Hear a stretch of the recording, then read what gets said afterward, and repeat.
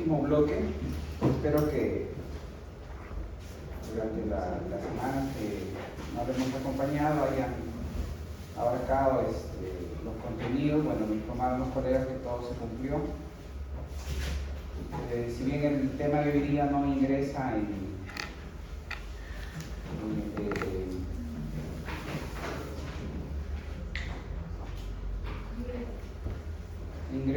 el examen, pero bueno, es importante que estén atentos, dado que el último bloque evidentemente es el decisivo, son 40% de las preguntas que vienen en la evaluación final, son de estos contenidos.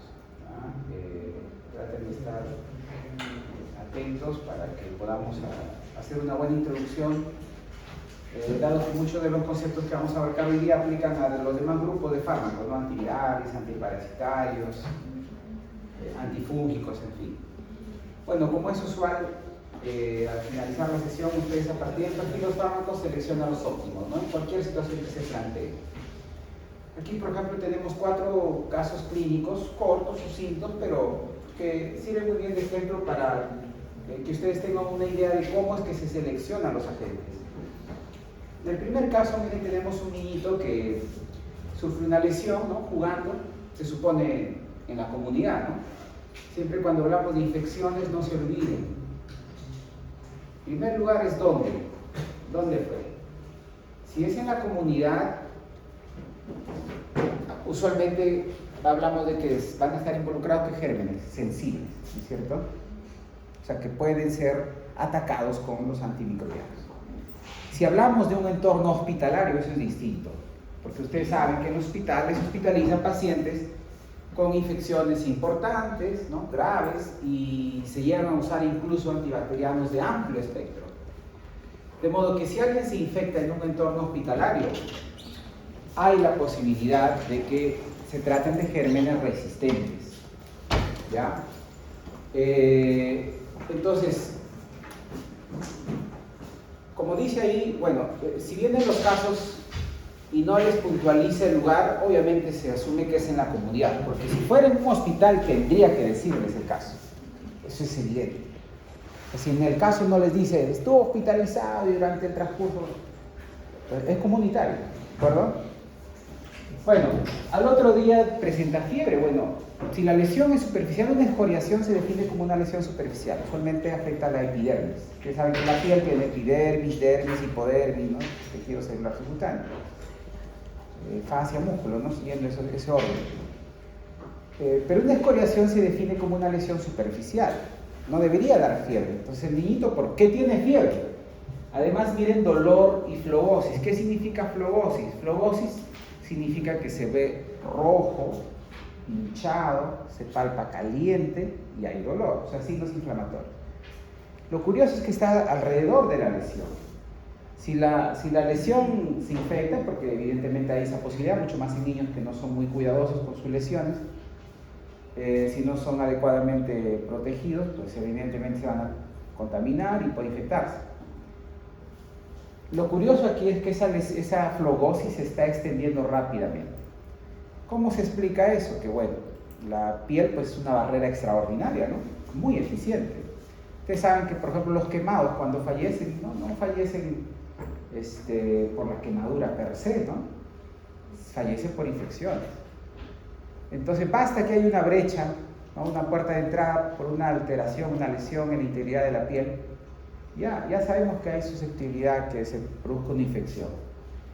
Pero la pregunta sería, ¿esa infección es superficial, localizada, o ya ha alcanzado planos más profundos? En este caso, ha alcanzado planos más profundos. Las infecciones de piel se llaman según su ubicación. Por ejemplo, un impétigo, un ectima, están limitados a la epidermis. En cambio, una celulitis, ¿no? Abarca planos más profundos. Así como se describe en este paciente, tiene una celulitis. Porque pues de una lesión de piel que dé fiebre, no es usual. Que hay una flebosis que rápidamente se está extendiendo, tampoco es usual. Recuerden que la epidermis tiene varias capas, ¿no? Entonces, para que la infección se propague rápido por la epidermis es difícil.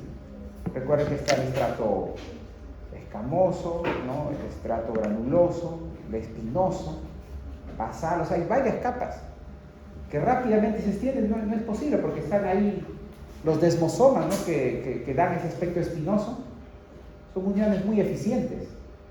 La única explicación que la flogosis se esté extendiendo rápidamente es que ya rebasó el límite de la epidermis. Ahora está en dermis. Ustedes saben que la dermis es pues, más contenido de tejido conectivo, ¿no? Y es un tejido que no está bien estructurado, hay mucha matriz extracelular. Es campo abierto para que se diseminen las bacterias, ¿ya? Entonces, evidentemente, el que se está extendiendo rápidamente se indica que está en planos más profundos.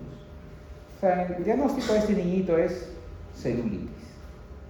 Ahora, la celulitis, no toda celulitis hospitaliza. ¿Ya? O sea, miren el orden que hemos seguido, ¿no? Primero hemos identificado el lugar donde se presentó la infección. Para decir, no, ¿son gérmenes sensibles o resistentes? Ah, ya, la comunidad, sensibles probablemente. Luego decimos, bueno, ¿cuál es el problema? ¿Qué infección tiene este paciente? Ah, una celulitis. Luego de identificar el problema, decimos, bueno, este problema, ¿cómo lo manejamos? Lo manejamos en su casa, le damos por ende una receta para que tome medicamentos, o lo hospitalizamos y le pasamos por la vena. Bueno, en caso de la celulitis, ojo, no todas se hospitalizan. Las leves se pueden manejar ambulatoriamente y sobre todo en grupos que no son de riesgo. Mientras que las moderadas a severas sí se hospitalizan, sobre todo en pacientes con factores de riesgo. Y los factores de riesgo pues, son aquellos que pueden agravar la infección, por ejemplo, una depresión, ¿no? Diabéticos, tener una mala perfusión, ¿no? Una mala irrigación, pie diabético, por ejemplo, ¿no? Inmunodepresión por otras causas también, ¿no? VIH, cáncer, desnutrición, tratamiento inmunosupresor, etc., ¿no?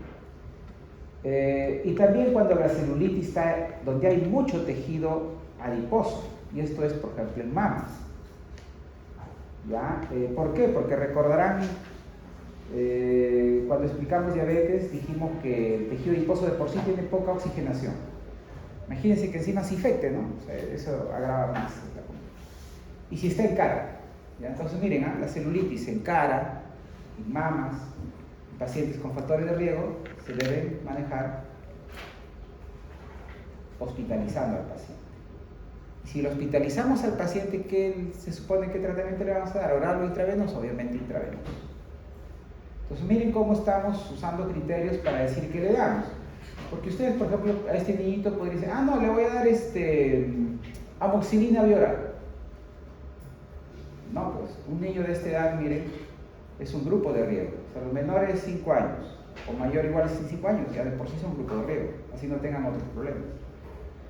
Entonces, si ustedes escriben ahí, le voy a dar amoxicilina bioral, en principio no es una buena opción amoxicilina, ya vamos a explicar por qué. Y bueno, o sea, no tiene la cobertura, ¿no? Para los gérmenes que vamos a ver. Y por bioral no, pues porque es un grupo de riesgo, debemos hospitalizar, ¿ya? Por ende implica que le demos intravenoso, no hay amoxicilina intravenosa. ¿De acuerdo? O sea, cuando ustedes escriben sus respuestas tienen que coincidir con todo lo que requerimos. Bien. Ahora, ya tenemos identificado el problema, habría que ver qué fármaco cumple el perfil de lo que necesitamos, ¿no?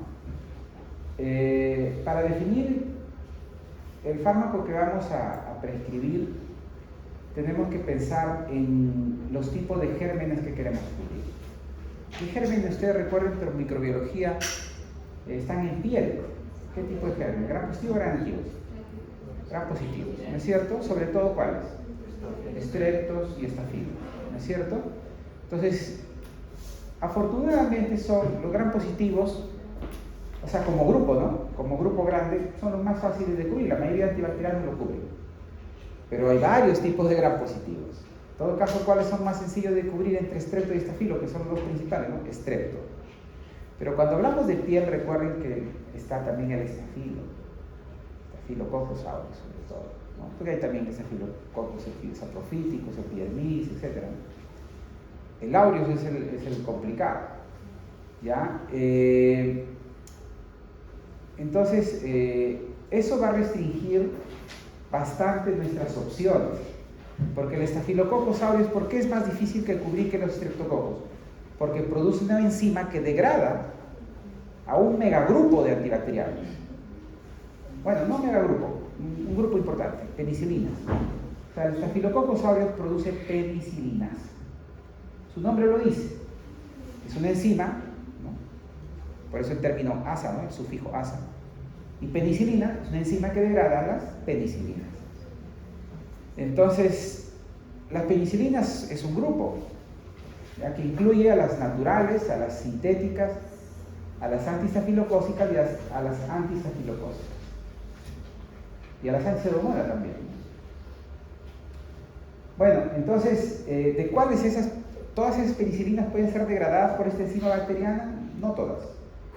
Entonces, hay penicilinas que se llaman penicilinasas sensibles y penicilinasas resistentes. ¿Cuáles son penicilinasas sensibles? O sea, ¿cuáles penicilinas pueden ser degradadas por esta enzima bacteriana que lo produce el Staphylococcus aureus? Son dos básicamente, ¿ya? Las naturales son las que lo producen el hongo. Recuerden que el primer antibiótico descubierto, pero no el primer antibacteriano, ojo, fue la penicilina natural que produce el Penicillium notatum, ¿no? De ahí viene el nombre justamente de penicilina. Pasteur, ya saben, Fleming lo descubrió con una observación casual, ¿no? Que se contaminó un cultivo bacteriano que estaba haciendo ahí, empezaron a crecer colonias de hongos, inhibía el crecimiento bacteriano alrededor de ellos. No se dio cuenta inmediatamente, a los años, de hecho, tuvo la interpretación correcta. Entonces, esa penicilina que lo produce el hongo, eso se llama natural, ¿de acuerdo? Entonces, esa puede ser degradada por el Staphylococcus. Penicilinas naturales, o sea, si ustedes recuerdan nada más, de por sí ustedes, es una pregunta cerrada, pues descartan las penicilinas naturales. ¿Cuáles son las más comunes? La G y la V, ¿ya? Penicilina G, que puede venir como endovenosa, la cristalina o sódica, puede ser intramuscular como la procaínica o benzatínica. Estos son anestésicos para que no duela, pero igual si es intramuscular duele. Y la V, que es oral, ¿no? Entonces, cualquiera de estas, sí, cualquiera de la penicilina G o V, son naturales y ya saben que no cubre Staphylococcus aureus. ¿Por qué no cubre Staphylococcus aureus? Porque esta bacteria produce penicilinasa y las naturales son penicilinasas sensibles, son posibles de degradarse por la enzima bacteriana. Y el otro son las aminopenicilinas, como la amoxicilina y ampicilina. Estas son semisintéticas porque cogieron los investigadores la natural, la G, y le agregaron grupo amino, por eso se llama aminopenicilina. ¿De acuerdo? Entonces, estos dos, las naturales y las amino, son penicilinasas sensibles. O sea, no cubren Staphylococcus. Mientras que hay unas que sí son penicilinas antistafilocócicas. Ya también su nombre lo dice. Si pueden cubrir Staphylococcus, también se les conoce como penicilinasa resistentes. Es decir, son resistentes al efecto degradativo de la enzima que produce el Staphylococcus aureus. Por eso el nombre, miren, penicilinas antistafilocócicas. Claro, si cubre Staphylococcus, porque no lo puede degradar la penicilinasa que produce el Staphylococcus aureus. Y por último están las penicilinas anticedomonas, que también son penicilinasas resistentes. O sea, dos sensibles y dos resistentes. ¿Ya? Entonces, miren, por ahí ya vamos descartando algunas opciones y dejando como opciones otras, ¿no? Hasta ahí todavía no hemos podido decir, bueno, esto le doy al paciente, ojo, porque las penicilinas no son las únicas que están en discusión. Hay otros antibacterianos, como por ejemplo las cefalosporinas, que también se usan mucho para infecciones de piel. ¿Ya? Las que mejor cubren gram positivo son las primeras generaciones, sobre todo la primera, y en menor medida la segunda generación. ¿Ya? La tercera es más para gram negativos. La segunda es intermedio, un poco gram positivos, un poco gram negativos. Entonces, en infección de piel usamos usualmente de primero o segundo. ¿Ya? Igual hay oral y parenteral también. Entonces, como en niñito hemos dicho que lo hospitalizamos, obviamente tendríamos que usar parenterales, ¿no? Pero es así, cubren estafilococos, ¿ya? Dado que la enzima que degrada las penicilinas, su nombre lo dice, penicilinases, no dice cefalosporinases. Sí hay, ojo, bacterias que producen cefalosporinases, ¿no? Pero esas degradarán pues, a las cefalosporinas. Las penicilinas degradan a las penicilinas. Entonces las cefalosporinas sí cubren estafilococos, sobre todo la primera y segunda generación, ¿ya? También hay fármacos como clindamicina. La clindamicina pertenece a la incomicina. Su espectro es gram positivos y anaerobios, ¿no? Y dentro de los gram positivos incluye estafilococos aureus. Tetraciclina es igual, ¿ya? Entonces, bueno, de todas estas opciones que estamos mencionando, hay también algunas, bueno, hemos ido mencionando algunas orales, parenterales, y hay también algunas que son propiamente parenterales, como son los glicopéptidos, que incluye la vancomicina. Ustedes han escuchado la vancomicina. Vancomicina definitivamente cubre bien estafilococos aureus, incluyendo la forma resistente. ¿Cómo conocemos a la forma resistente? MRSA, ¿no es cierto? MRSA, ¿no? Del inglés Methicillin Resistant Staphylococcus aureus. La vancomicina, obviamente lo usamos sobre todo si sospechamos de forma resistente. Entonces aquí en el niñito, ¿qué sospechamos? ¿Una forma sensible o resistente? Dijimos al inicio, ¿se acuerdan? Sensible, ¿no? Porque estábamos pensando en la comunidad. Pero ojo, cuidado, en nuestro país todavía es más prevalente las formas sensibles que las resistentes en la comunidad. Y ojo que no ha sido siempre así. Antes era casi todo sensible. Ahora es más o menos 60-40, pero no siempre ha sido así. En los 90 empezó a verse casos de forma resistente en la comunidad. Y hay países como, por ejemplo, Estados Unidos, Reino Unido, Alemania, Francia. Ellos tienen más, en la comunidad, ojo, en la comunidad tienen más formas resistentes que sensibles en la comunidad. Para que se den, o que tengan una idea de cómo se abusa a veces de antibacterianos. Es que claro, la gente tiene seguros, todos pueden acceder a un médico y pagar la medicación. Y claro, es más probable que se usen antibióticos, ¿no? Acá de repente alguien no tiene para la consulta y pues por ahí no llega a tomar muchos antibióticos. O sea, la falta de exceso en alguna forma tiene algo positivo en el sentido de los antibióticos, ¿no? Que es menos la resistencia. Países con más acceso a la salud también está el abuso de los fármacos, el uso irracional de los fármacos. Bueno, entonces miren, para el examen, un caso comunitario es válido que ustedes sobre todo prioricen cubrir formas sensibles. Y en el hospitalario, claro, formas resistentes. Pero sepan, y esto es para cultura, ojo, que la tendencia es a que se va a ir invirtiendo esta proporción. O sea, dentro de unos años, cuando sus compañeros que estén estudiando en ese entonces medicina, vengan y le expliquen, bueno, van a tener que establecer que como tratamiento empírico empiecen asegurando una cobertura también de más en la comunidad. Pero ahora, para el examen, recuerden que es así. Comunidad sensible, hospitalario resistente. ¿De acuerdo? Entonces, obviamente no vamos a dar vancomicina al que está en la comunidad. Lo vamos a reservar para casos que han empezado la infección en el intrahospitalario. También les recomiendo que lean con atención los casos porque, ojo, este niñito hemos dicho que es comunitaria su infección, ¿no es cierto? Pero hemos dicho también que por ser grupo de riesgo lo vamos a hospitalizar. Alguna vez sus compañeros se confundieron una infección intrahospitalaria con una infección comunitaria que requiere manejo hospitalario. No se vayan a confundir, ¿ah? Yo digo, mire, este niñito grupo de riesgo necesito hospitalizar. Ya lo hospitalizo, pero para darle intravenoso. Eso no quiere decir que debo cubrir MRSA obligatoriamente, ¿no? Porque la infección se originó en la comunidad, sino que requiere un manejo hospitalario. Otra cosa es que el niñito haya estado en el hospital, por ahí ya estaba mejorcito de salud, se bajó a jugar, se tropezó, se resbaló en los pasadizos del hospital. es otra cosa, ¿se da cuenta? No vayan a confundir, por favor, lean bien el caso, ¿ya? Que se ha dado esa situación. Bueno, bien, entonces, miren todos los datos, todas las variables que yo analizo para decir, este fármaco es el que tiene el perfil óptimo para indicar al paciente. Entonces, miren, todo esto que hemos mencionado, ¿sí? Hemos mencionado penicilinas naturales, penicilinas antiestafilocócicas, aminopenicilinas, penicilinas antipseudomonas, cefalosporinas de primera, segunda, tercera, cuarta, quinta generación. De primera cubren bien gran positivo, dijimos, de segunda, intermedio, gran positivo, gran negativos, y tercera, sobre todo, gran negativos. Cuarta cubre pseudomona y quinta cubre marza, ¿ya? Hemos mencionado también a tetraciclinas, hemos mencionado también a la lincomicina como la clindamicina.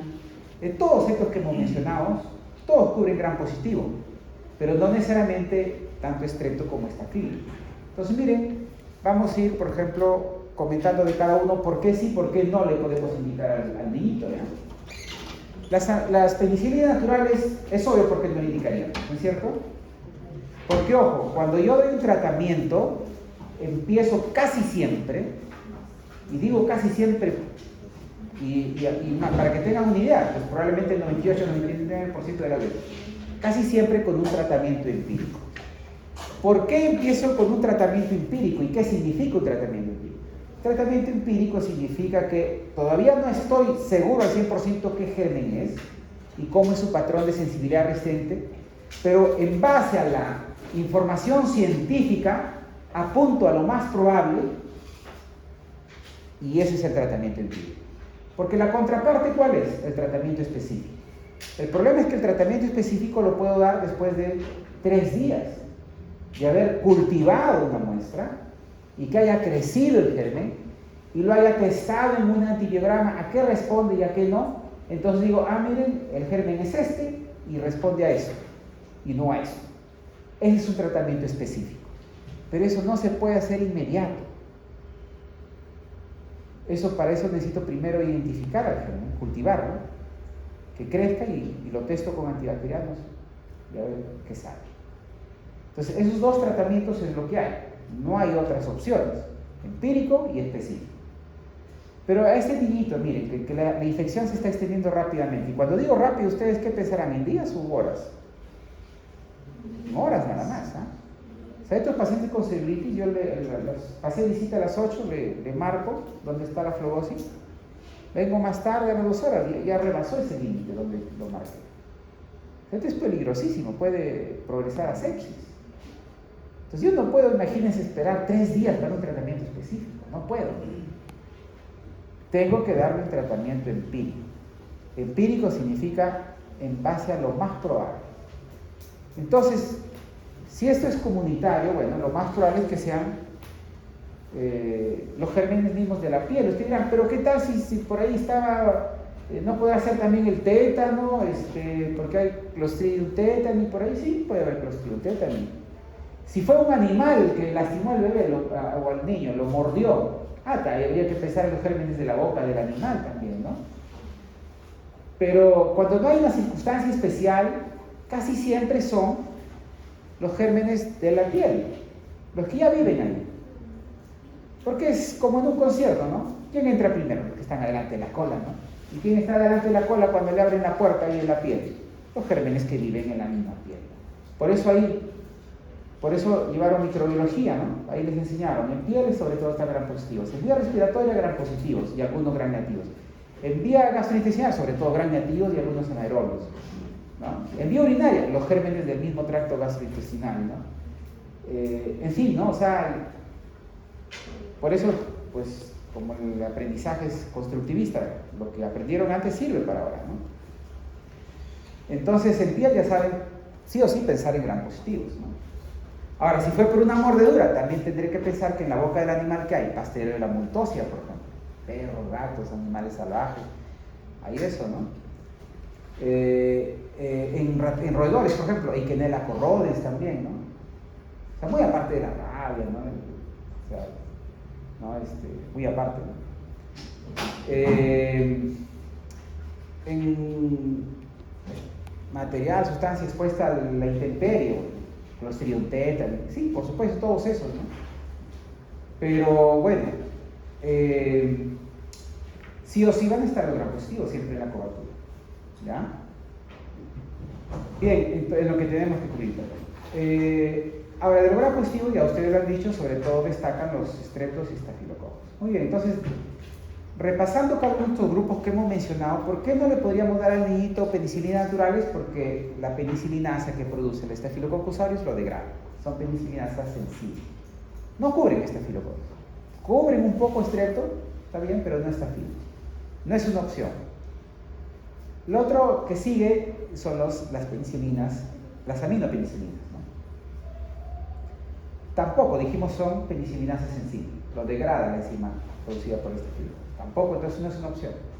O sea, ya recordando esto, ustedes tienen, bueno, en el examen final vale medio punto, ¿no? Porque son el doble de casos, ¿no? Pero ya, pues con dos que se acuerden, ¿no? Ya tienen un punto, ¿no? O sea, con solo decir, no cubre estafilo, porque es penicilinasa sensible. Ya son dos, ¿no? Naturales y aminopenicilina. En este caso pondríamos como contraindico penicilinas naturales porque son Es sensibles y por ende no cubren nada. No todo el gram positivo, ¿no? Staphylococcus aureus, que es uno de los más involucrados. Igual las aminopenicilinas. Ahora, las que son penicilinas antistafilocócicas, obviamente ese sí lo cubre, por eso su nombre les dice, ¿no? Son antistafilocócicas. Quiere decir que son penicilinas resistentes, ¿no? O sea, en este caso no es resistente la bacteria, sino el antibiótico. Cuidado ahí también con confundir los términos. Justamente, ¿no? Como se vio que las naturales no lo cubrían, las aminopenicilinas no lo cubrían, los investigadores trataron de originar, de crear, de producir, sintetizar penicilinas que sí puedan cubrir Staphylococcus aureus. Y justamente nacieron las antistafilocócicas, ¿ya? Bueno, si esas cubren estafilo, ¿no? También podrán cubrir estrepto. Bueno, sí, ¿no? Porque está claro, si los estreptos son más fáciles de cubrir estafilo, todo lo que cubre estrepto no necesariamente cubre estafilo, pero lo que cubre estafilo sí cubre también estrepto, ¿no? Eso es evidente. Entonces, si este niñito tuviera más edad y no estuviera con celulitis, sino una infección superficial, ¿no? Sí le podríamos dar penicilinas estafilocócicas. Hay tanto orales como parenterales, ¿ya? Como tiene menos edad, también lo podríamos dar, pero solo el intravenoso.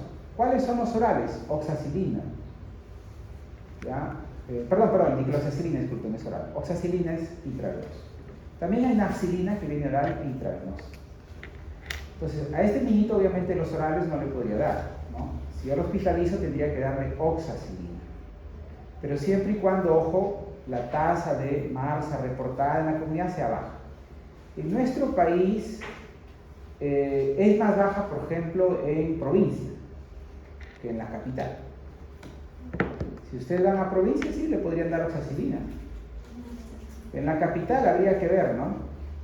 Habría que ver la tasa reportada. Varían, ojo. Hay distritos en que ha reportado mayor tasa de MARSA, menos tasa de MARSA. Por ahí algunas guías, por ejemplo, en los países desarrollados, las guías NICE británicas, ya no recomiendan oxacilina en primera línea para celulitis en pacientes que requieren intravenoso.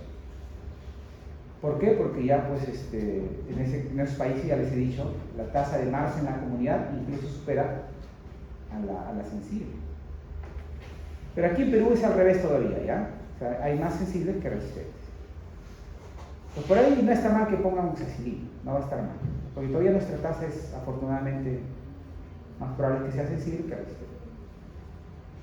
Entonces, oxacilina en el niñito sería una de las opciones, ¿no? Intravenosa. Ahora, si no fuera celulitis, si fuera solo un hipético, que es una infección superficial, o ectima, que también es superficial, podría ser dicloxacilina, ¿no? Con oxacilina oral. No requeriría hospitalizar, ¿cierto? Porque son infecciones más superficiales. Pero cuando es celulitis, sí ya hemos dicho, ¿no? Celulitis leve, pero que no sea grupo de riesgo, ambulatorio. Pero si es grupo de riesgo y factores de riesgo, ¿no? Pues hay que hospitalizar. Bueno, entonces las antiestafilocócicas obviamente son una opción. Las anti-pseudomonas también son opción. ¿Por qué le llaman penicilinas anti-pseudomonas? Porque bueno, su nombre lo dice, fueron penicilinas que las produjeron para cubrir pseudomonas. ¿Y pseudomonas qué tipo de bacteria es? ¿Recuerdan? Transpositiva negativa, anaerobia, típica, ¿qué era? Micobacteria, no sé. ¿Qué era la pseudomonas? ¿Recuerdan? Que gran negativa. Y vaya que una de las peores gran negativas. Tiene todos los mecanismos de resistencia. Pero pseudomonas, ojo que es flora también, ¿eh? Vive en los oídos, de hasta 60% de la población. O sea, de ustedes, varios de ustedes tienen pseudomonas en su oído.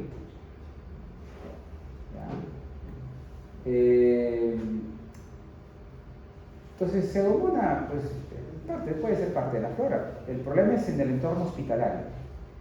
O sea, cuando la pseudomonas llega al hospital, es como si llegara a su gimnasio, ¿no?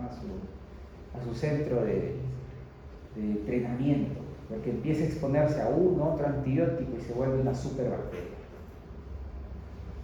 Decir superbacteria significa que tiene mecanismo de resistencia. Pues pseudomonas se transforma, vira completamente, ya en el entorno hospitalario.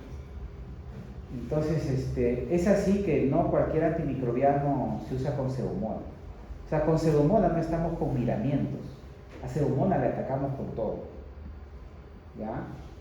Entonces, a pseudomonas tuvieron, miren, que sacarle un grupo especial de penicilinas. Las únicas penicilinas que cubren pseudomonas, obviamente, son las penicilinas anti-pseudomonas. Hay dos tipos, ¿no? Ureidopenicilina y carboxipenicilina. Las más usadas son las ureidopenicilinas como la piperacilina. Es más, miren, tanto temor, tanto resquemor hay a la pseudomona, que incluso estas penicilinas que son antipseudomonas no las usamos solas. Usamos combinadas con un inhibidor de beta-lactamasa. ¿Y qué es el inhibidor de beta-lactamasa? Como su nombre lo indica, inhibe a la beta-lactamasa. Ya beta-lactamasa ustedes deducirán qué es una enzima, ¿no? El término asa es una enzima, ¿no? Una proteína con actividad enzimática que degrada, ¿no? Beta-lactamasa, entonces enzima que degrada a los antibióticos beta-lactámicos. ¿Y cuáles son los antibióticos beta-lactámicos?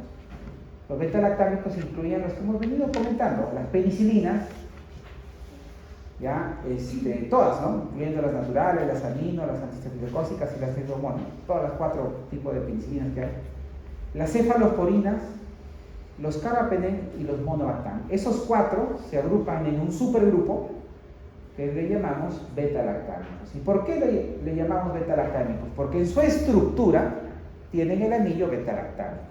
Y ese anillo es el que le da la actividad antibacteriana. Entonces, cuando las antipseudomonas lo combinamos con inhibidor de beta-lactamasa, es para inhibir a las enzimas que degradan a los antibióticos beta-lactámicos. Entonces, miren, así es el temor que le tenemos a la pseudomonas. Entonces, piperacilina lo combinamos con tazobactam, que es un inhibidor de beta-lactamasa, y obtenemos la famosa combinación piperacilina-tazobactam. En el argot médico, como a poco que lo conocemos como pipetazo, pero no es el término oficial. Lo que ustedes, es solo para que lo recuerden como Nemotecnia, porque ese no es el nombre oficial, el nombre correcto es piperacilina-tazobactam.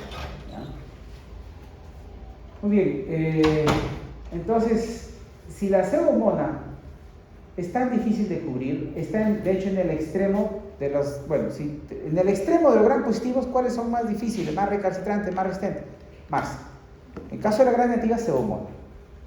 Miren, entonces los dos están en el extremo de ambos grupos generales, gram positivo y gram negativos. No hay ningún antibiótico, no existe todavía ningún antibiótico que cubra a ambos simultáneamente. Un antibiótico es fuerte contra Marsa, ya debemos deducir que no cubre pseudomonas y viceversa. Si ya lo cubre pseudomonas, ya no cubre Marsa. Porque es como si estuvieran en los extremos. Si yo me acerco a ese extremo, me alejo del otro. Y si me acerco a ese extremo, a su vez me alejo del primero, ¿no? No existe un antibiótico que cubra ambos extremos. ¿Qué decir que vancomicina? ¿Cuál de los dos cubre? ¿Marsa o pseudomonas? Marsa. Si yo recuerdo que cubre Marsa, automáticamente estoy 100% seguro que no cubre a la pseudomonas. Y si digo que las penicilinas anti-pseudomonas es solo el que cubre, ya inmediata 100% seguro también deduzco que no cubre Marsa. Entonces, las penicilinas Anti-pseudomonas será una opción para más, obviamente no. Pero para el sensible, sí. ¿Ya? En nuestro país es válido que podamos usar, por ejemplo, el paciente ya no usaba antes tiflocosis y no mejoró. ¿Podríamos dar anti-pseudomonas? Sí. Siempre que no sea marzo le podemos dar. Pero ¿sabe el cultivo marzo? No, ya no es una opción. ¿De acuerdo? Pues se dan cuenta, o sea, no es difícil, en realidad los nombres ayudan bastante también, ¿no? Los mismos nombres del día. Pues hasta ahora, miren, solo queda un grupo, ¿no?, de las penicilinas, las antiestafilocócicas como opción. Ahora, otro grupo que mencionamos son las cefalosporinas, dijimos. ¿En este niñito podríamos darle? Sí. Sí, ¿cuál sobre todo? Dijimos, con gran positivo, sobre todo la primera generación. ¿Ya? Obviamente, parenterales, ¿no?, porque hemos dicho que debe hospitalizarse para darle intravenoso. Hay orales como cefalexina, ¿ya?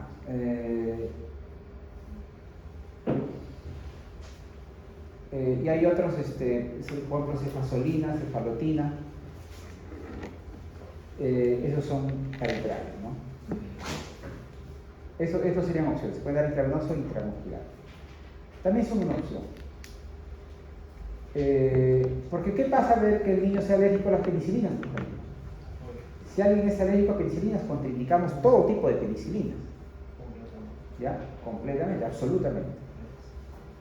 Y si esa alergia, y sobre todo lo causan los naturales, fue de tipo shock anafiláctico, también vamos a contraindicar cefalosporinas. ¿Ya? Pero si no fue shock anafiláctico, solo las penicilinas. ¿Ya? Pero si fue shock anafiláctico, también cefalosporinas. Entonces, ahí viene el problema, miren, porque si el niño fuera alérgico a penicilinas y tuvo un shock anafiláctico, perdemos como opción las antiestafilocócicas y las cefalosporinas de primera, segunda generación. Ojo, pero si esa alergia fue solo urticaria y demás neurótico, o sea, se hinchó los párpados, labios, o le salió ronchitas, ¿no? No, solo las penicilinas contraindicadas. ¿Le podríamos dar cefalosporinas? Sí, como una opción, sí. Pero si fue shock anafiláctico, tampoco cefalosporinas. Ahora, no se olviden, la primera o segunda generación. ¿Cuál cubre mejor primera? Entre los dos, obviamente la primera, ¿no? Tercera también cubre gran positivos, pero es más débil, ese es más fuerte con gran negativos, ¿no? Por ejemplo, infecciones genitourinarias, gastrointestinales, ahí se prefiere la tercera generación. Cuarta, recuerden que es pseudomonas, cubre para pseudomonas, y quinta, más. Obviamente la quinta la vamos a dar en forma restante, ¿no? No vamos a dar de inicio, ¿no? Siempre empezamos por lo más elemental. Ustedes saben que hasta ahora hemos discutido tratamientos de enfermedades y la primera línea estaba lo mejor, ¿no es cierto? Y hipertensión, por ejemplo, los 4 de primera línea, ¿no? ¿Por qué son de primera línea? Porque son los únicos que han demostrado reducir la mortalidad, ¿no? En diabetes igual, ¿no? ¿Por qué la metformina es la única de primera? Porque es la única y la que más reduce la mortalidad, ¿no? Sobre todo por causa cardiovascular. Es la que mejor. Doctor, tengo una pregunta respecto a lo que está comentando acerca de la metformina, que este profesor Renzo nos mostró la última guía y en la última guía no lo considera como primera línea la metformina. En el caso del examen, ¿cómo podríamos hacer? ¿Nos guiamos con la guía o con lo que se aplica? Porque si no me equivoco, cada vez se aplica que la primera línea es la metformina. Claro, o sea, las guías, recuerden que no inmediatamente se implementan, ¿no es cierto? Tenemos que valorar cuál es la perspectiva, qué dicen los críticos, qué dicen los investigadores, los académicos, qué dicen las otras guías. Si reunimos las guías, todavía esa indicación se mantiene, ¿no? Recuerden que eso lo demostramos evidencia de por qué, ¿no? La metformina salía superior a todas, ¿no? En esa tablita ahí de verdes, amarillos, o sea, los estudios lo demuestran.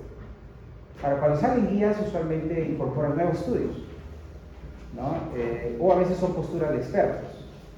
Entonces, uno cuando implementa una guía tiene que, no es como una moda, ¿no? Ya salió y listo, todo sigue a medida. No, para eso tenemos pensamiento crítico. O sea, las guías, si es una medida que debe virar, evidentemente va a hacerse reiterativo y todos van a valorar la evidencia y van a ir incorporando, pero no es que lo incorporamos inmediatamente. ¿Ya? Pero incluso O sea, por ejemplo acá, Perú. O sea, la última guía ha tratado de favorecer, porque evidentemente han salido más estudios a los agonistas GLP-1 y GLP-1, ¿cierto? Pero aquí en Perú ninguno de los dos está. ¿Te das cuenta? Entonces no solo es ver la guía, sino también el contexto, ¿no es cierto? Ninguno de los dos hay acá en Perú, ninguno. Ninguno se conoce. Saxenda es un GLP-1, Saxenda. Saxagliptina. No, hay un... Semaglutida es agonista receptor, es la más suave, semaglutida. Saxagliptina, sitagliptina, esos son inhibidores de PP4. Epaglifosina, dapaglifosina, esos son inhibidores de PP4. Bueno, pero la pregunta usualmente, al menos para este examen, es con clave, ¿no? O sea, ahí va a estar más claro. Para el final, para los casos sí, ¿no? Pero igual, o sea, si tú, por ejemplo, lo planteas, dices, en la última guía 2024, ¿no? O sea, si tú eres precisa, ¿no? Y quieres evitar confusión y tú sabes, lo precisas, y es válido, ¿no? Pero como es también válido que la evidencia demuestra que es el que más luce la mortalidad cardiovascular, eso no ha cambiado. 7 décadas eso no ha cambiado. Incluso con los agonistas GLP-1 lo supera. Supera. Bueno,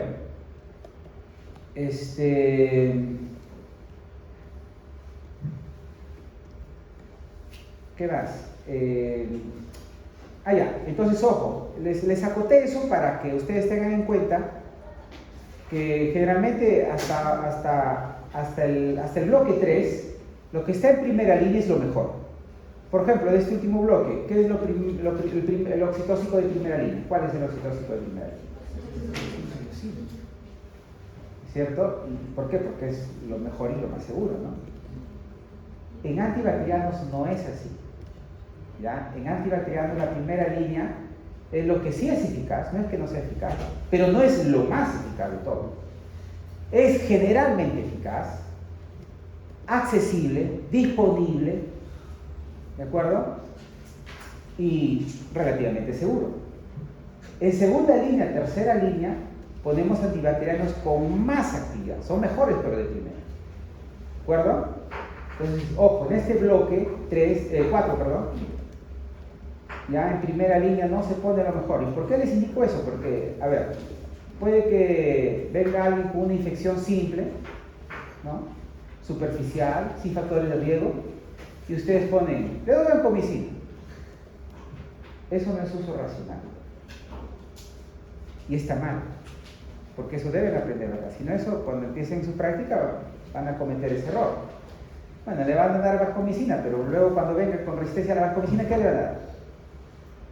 O sea, ahí va a estar el problema, ¿no?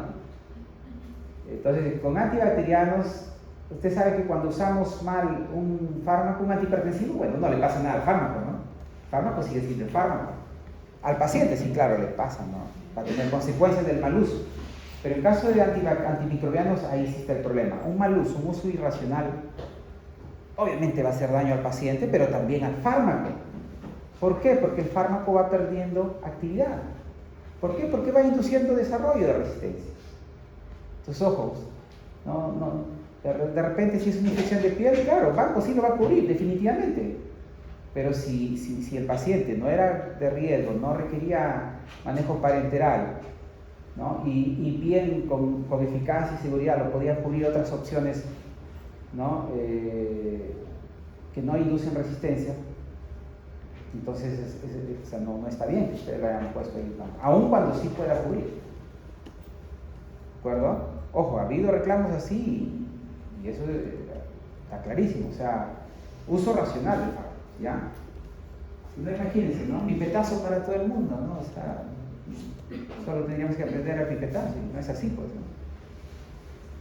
Mucho con más razón que lo vamos a ver ahí en las clases de fármacos antimicrobianos, o sea, no han salido muchos, ¿no? Acabo de leer hace unos días un artículo que ya están produciéndose los péptidos antibacterianos, que ya desde el 2017 hemos venido hablando nosotros también aquí en el curso, ¿no? Y debería estar produciéndose, ¿no? Y se han multiplicado, o sea, después de 7 décadas, que casi todos los antimicrobianos que le hemos comentado hace un momento, todos esos se descubrieron entre 5 y 7 décadas atrás. Y esos mismos seguimos usando. Mientras que los péptidos no sean todavía una realidad, y obviamente van a ser una realidad todavía dentro de 20, 30 años, ¿sabes? No crean que ya mismo, de 7 años, no sé, no. Todavía faltan probablemente décadas, porque hay que ver su seguridad, ¿no? Pueden tener actividad, pero y la seguridad todavía está por ver, ¿no? Por ejemplo, este antiparkinsoniano, ¿no?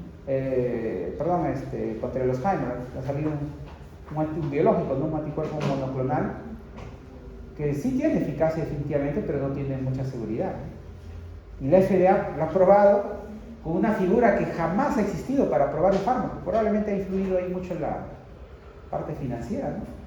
Que jamás se había con ese argumento aprobado un fármaco. A pesar que es inseguro, y vaya que tiene RAMs graves, lo han aprobado, ¿por qué? Porque no hay nada más. Es cierto, es un fármaco huérfano, es el único.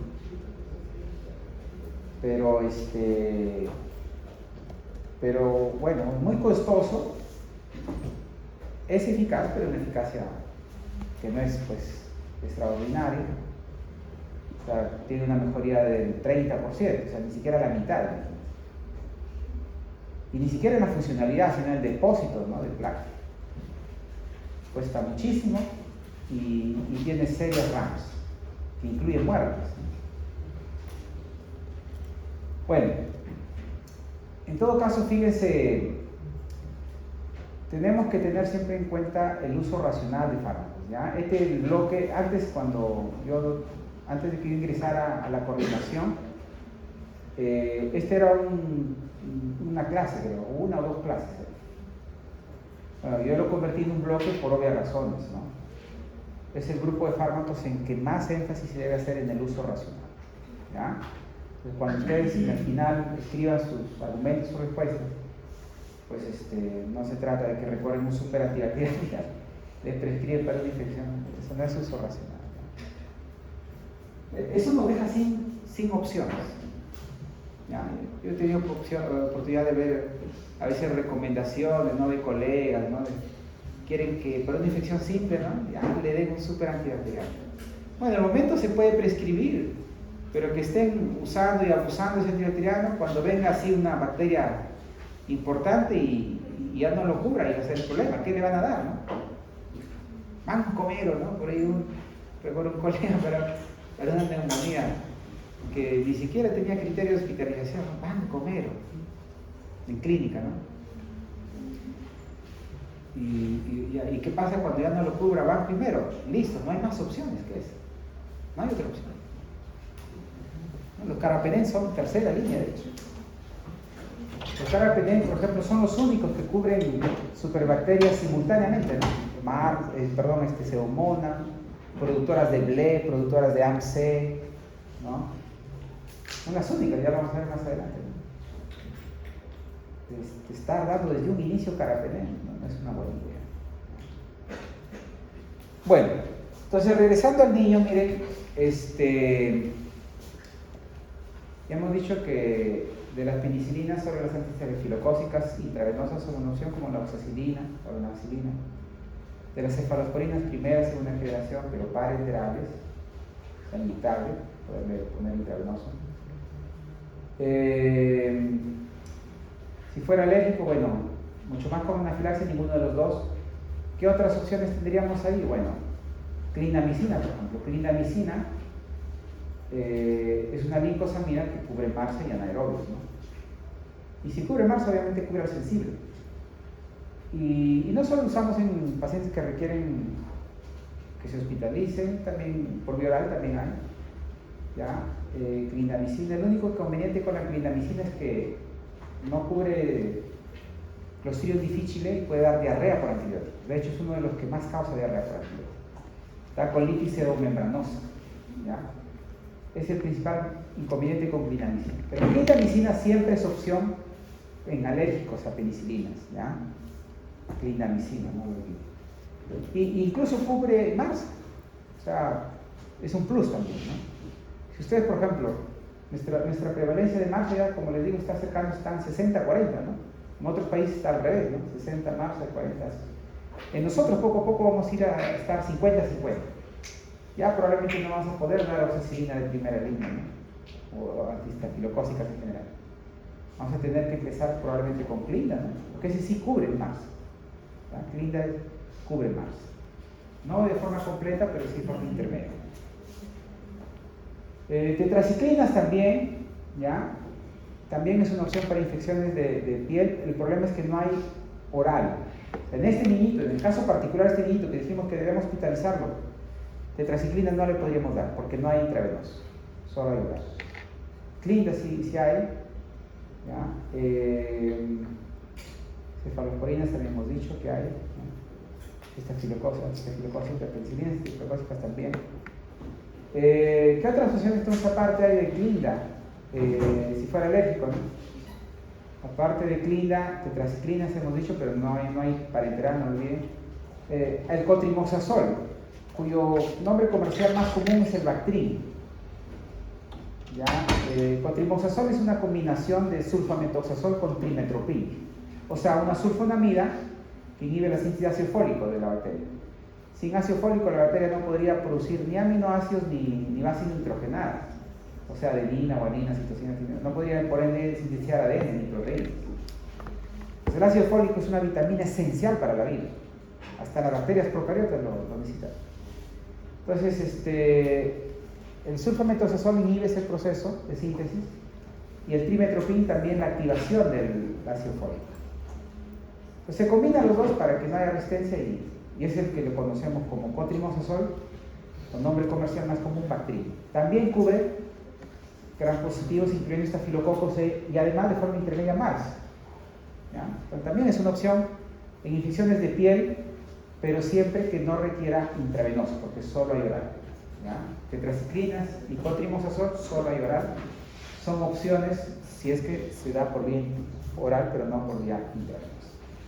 Entonces, aparte de la Clinda, ¿qué otra opción intravenosa tengo? Bueno, hemos mencionado la penicilina, por ejemplo, contra MARSA, que es la quinta generación, ¿no? Ceftarolina, prácticamente solo hay una. Ceftarolina, es una quinta generación, cubre incluso MARSA. O sea, aparte de la primera, segunda generación cubre sensible, pero el resistente lo cubre la quinta generación, ya MARSA. Si bien es cierto, el niñito, no estoy sospechando que sí o sí sea MARSA, pero ante la imposibilidad de usar otras, es una opción, obviamente, ¿no? ¿Ya? Ahora, vancomicina, si bien sobre todo es para forma resistente, al igual que ceftarolina, también, pues si no hay buena respuesta con nosotros, podría usar también vancomicina, ¿no? Vancomicina pertenece a los glicopéptidos. Y ojo que no es solo... no es el único, hay también otro glicopéptido como la teicoplanina. ¿Ya? Teicoplanina. Los dos cubren MARS, obviamente, pero eso no quita que lo pueda usar con susceptibles también, ¿no? Si cubre al resistente, mucho más sensible, ¿no? Si el paciente de repente le di otras opciones y no mejoraba, sí, evidentemente lo puedo usar, pero no de primera opción, obviamente. Ahora también hay, por ejemplo, lipopéptidos, o sea, no solo glicopéptidos como banco y teico, sino también lipopéptidos, como el linezolid. Linezolid más se usa en tuberculosis aquí en Perú, ¿ya? Pero en otros países se utiliza mucho contra MARSA también. De hecho, el linezolid es más activo que banco, ¿eh? Es mejor que banco, sino que es más caro, ¿no?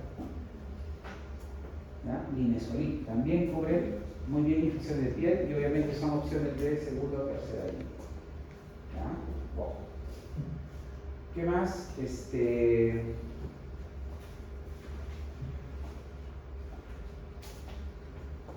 Bueno, ahí creo que están las... Miren, hemos mencionado como una docena de fármacos, ¿no? O más, creo, como 20. Y en base a su perfil hemos ido diciendo sí, no. Ahora, hasta ahora, por ejemplo, hemos mencionado sobre todo espectro, ¿no? Pero ¿qué les parece también, por ejemplo, seguridad, ¿no? De las penicilinas, por ejemplo, el principal problema de seguridad son las alergias.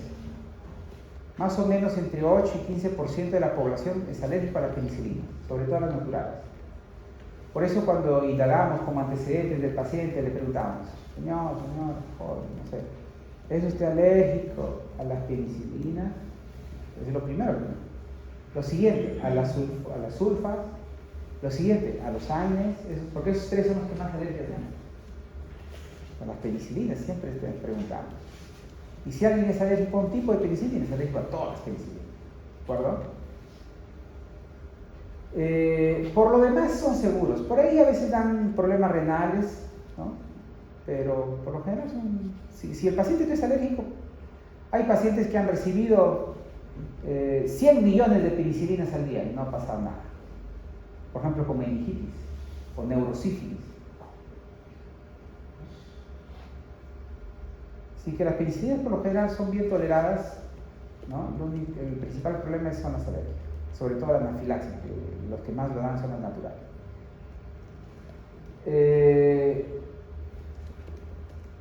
En caso de las cefalosporinas también un poco la alergia, algunas causan hepatopatía también, por ejemplo la de tercera generación. Y algunas alergias también, enfermedad del suero, por ejemplo la cefixima, ¿no? Que es de tercera generación, pero oral. Pero por seguridad usualmente son mejor toleradas que otros antibacterianos, ¿no? Son por lo general bien seguros, incluso en gestantes usamos. O sea, en seguridad en gestantes, ojo que los beta-lactámicos, por ejemplo, generalmente son seguros. Los beta-lactámicos, ya saben, incluyen 4, ¿no? Penicilinas, cefalosporinas, carbapenem, monoclonal.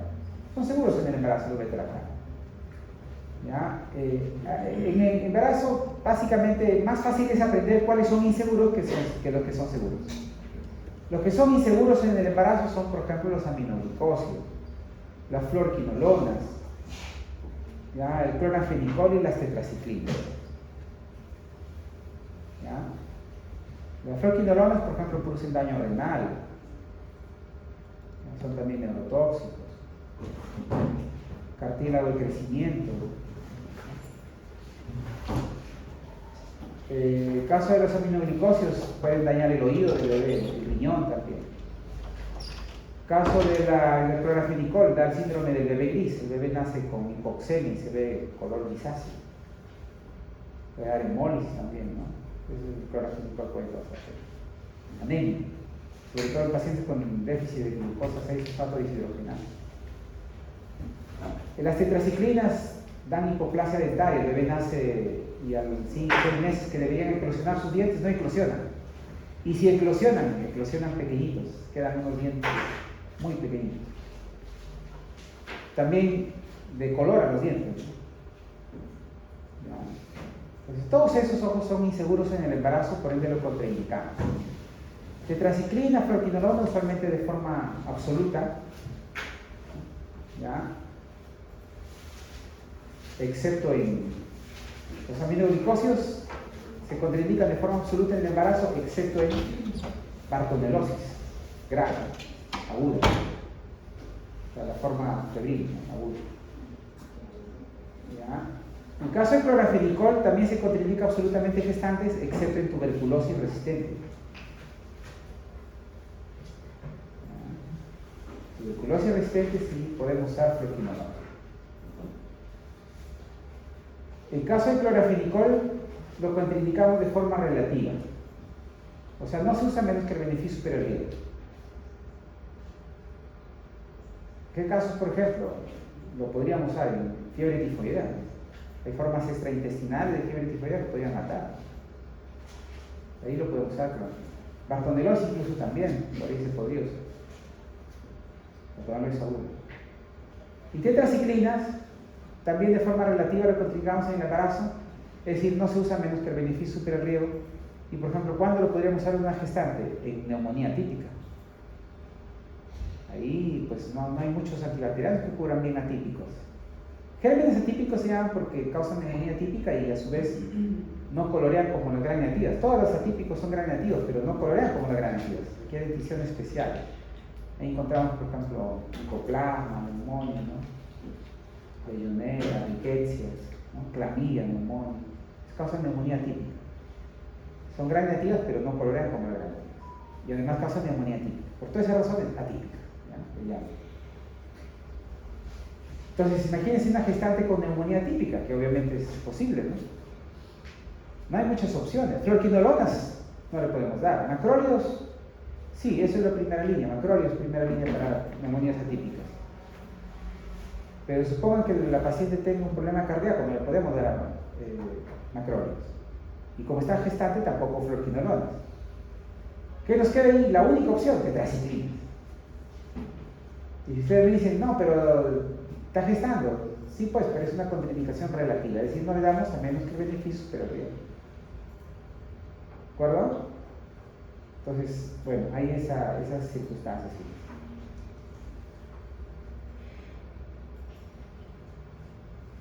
Bueno, entonces, en seguridad, como verán, del embarazo, ahí lo hemos resumido, ¿ya? Los más seguros son el supergrupo de betalactamas, ¿no? Que incluye, ya hemos dicho, 4, ¿no? Penicilina, cefalosporina, carbapenem, monoatal. Los más inseguros, al contrario, son lo que hemos dicho, fluorquinolonas, aminoglicosios, clorafenicol y tetraciclina, ¿no? Los dos primeros absolutamente contraindicados, los dos segundos relativos, aunque ambos tienen excepciones, ¿no?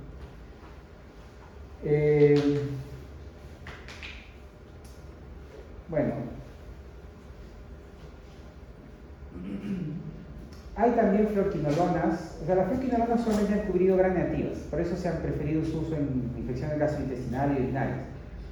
En gram positivos hay una nueva generación de fluorquinolonas que cubren incluso MARSA, ¿ya?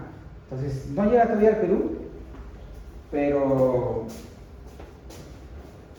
me parece que es el dapafloxacino, vamos a verlo por acá, que ya lo cubre.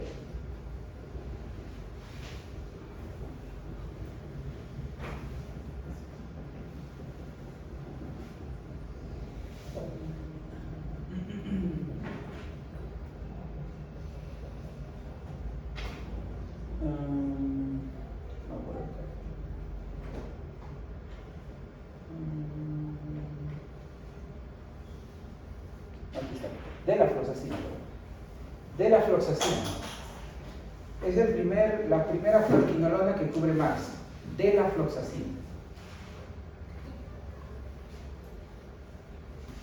De la floxacina.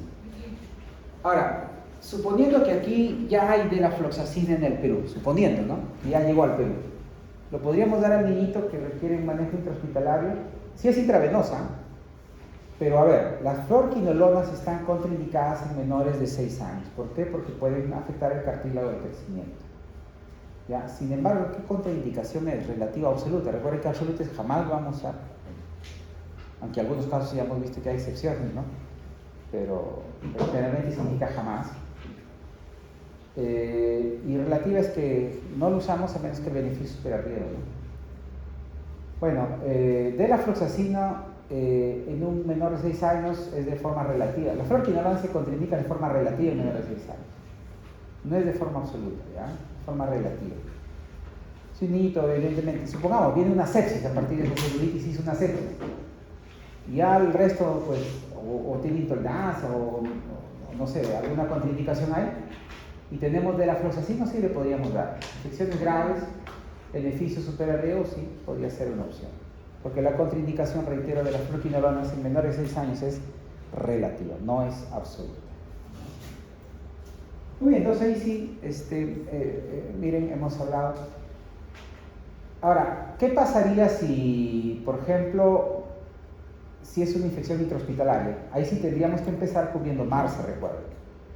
Entonces, por ejemplo, ahí es oxacilina, nafcilina, que son penicilinas estafilocócicas, ya no serían primera opción, ¿cierto? Esas ya no, porque eso solo cubren al sensible. De hecho, MARSA, ¿qué significa? MARSA significa Staphylococcus aureus resistente a meticilina. ¿Y qué es la meticilina? La meticilina es la MIS, la representante del grupo de penicilinas antiestafilocócicas. Cuando es resistente a meticilina, obviamente entendemos que es resistente a todo el grupo de penicilinas antiestafilocócicas, ¿ya? Y en eso pues está dicloxacilina, oxacilina, ¿no? Nafcilina. Ya cuando es resistente a meticilina, es resistente a todo el grupo. Entonces, si decimos MARSA, obviamente por definición es resistente a todo ese grupo. O sea, ahí ya no vale hablar de antiestafilocosis, ¿no? De cefalosporina de primera y segunda generación tampoco, porque recuerden que cubre MARSA de las cefalosporinas, ¿qué generación es? ¿Dijimos? La quinta. Ya, o sea, miren, si es MARSA, ¿no? Las opciones depende, ¿no? Si es leve, puede ser oral. ¿Y qué hay orales? Hemos dicho clindamicina, tetraciclinas, cotrimoxazol, ¿recuerdan? Si es moderada severa, tiene que ser parenteral. ¿Y qué opciones? Bueno, la clinda puede ser, pero generalmente solemos usar banco, ¿no? De frente. Pero si es banco, también puede ser teico, también puede ser insolid, también puede ser quinta generación de cefalosporina, ¿no? Ceftarolina, ¿no? Daptomicina también, ¿ya? Daptomicina es un lipopéptido, también se puede usar, ¿no? Entonces son opciones, ¿ya? Para cuando es MARSA, ¿ya?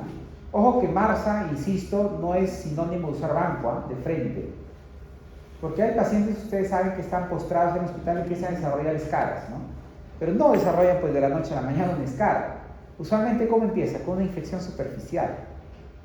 Y usted cultiva, ¿no? Porque está saliendo una secreción exudada. Pero es superficial, el paciente no tiene fiebre, está bien, por lo demás, aparte de su problema original, bueno, no tiene signos de una infección importante.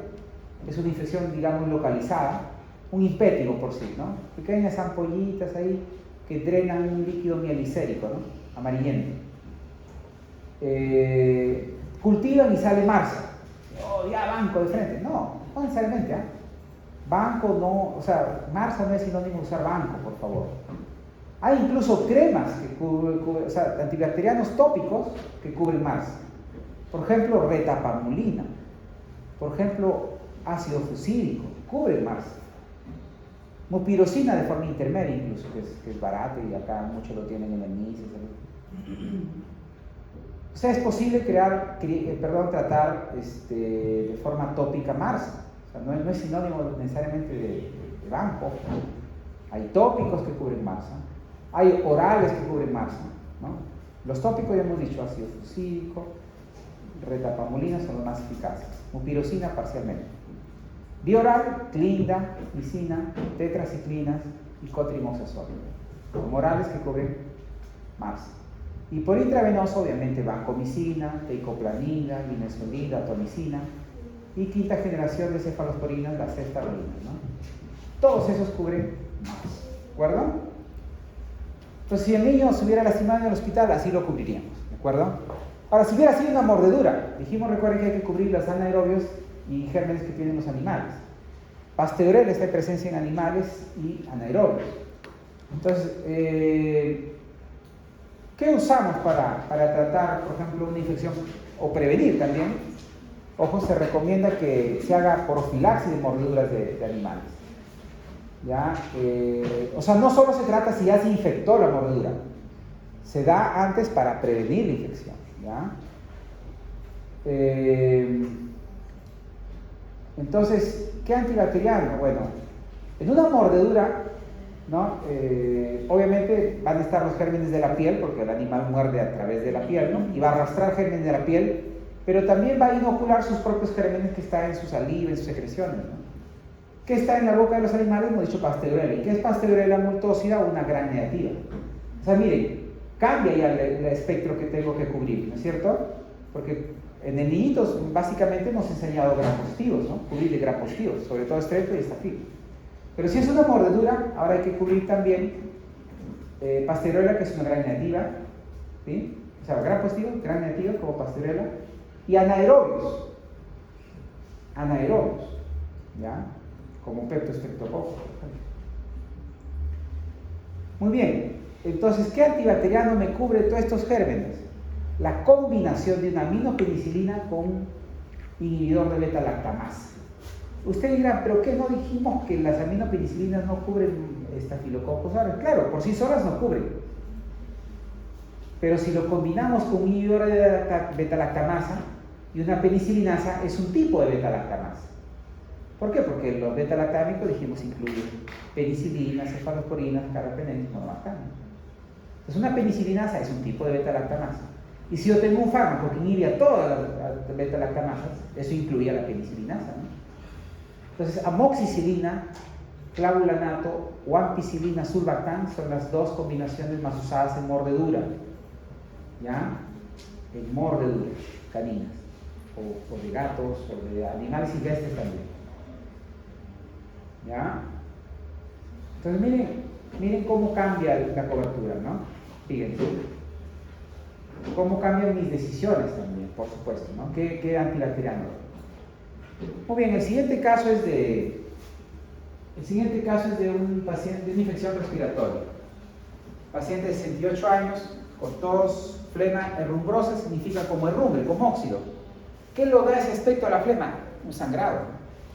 No es que tenga una hemotiza que esté tosiendo así sangre viva, no.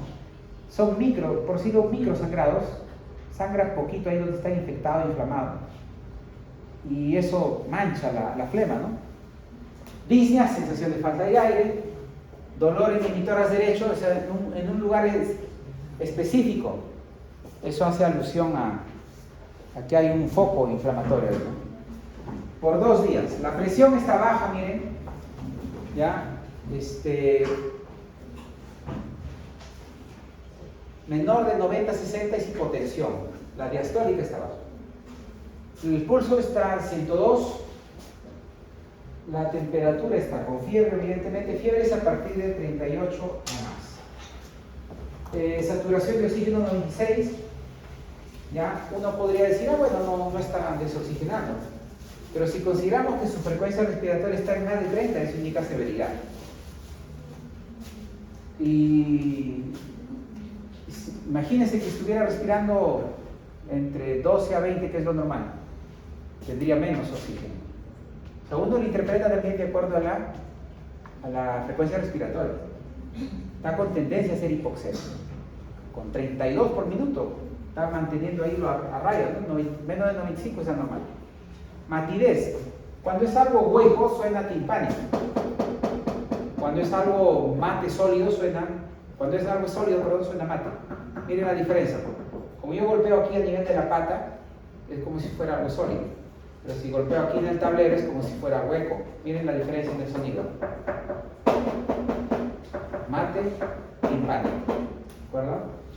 Bueno, como el tórax está lleno los pulmones están llenos de aire, suena timpánico, ¿no?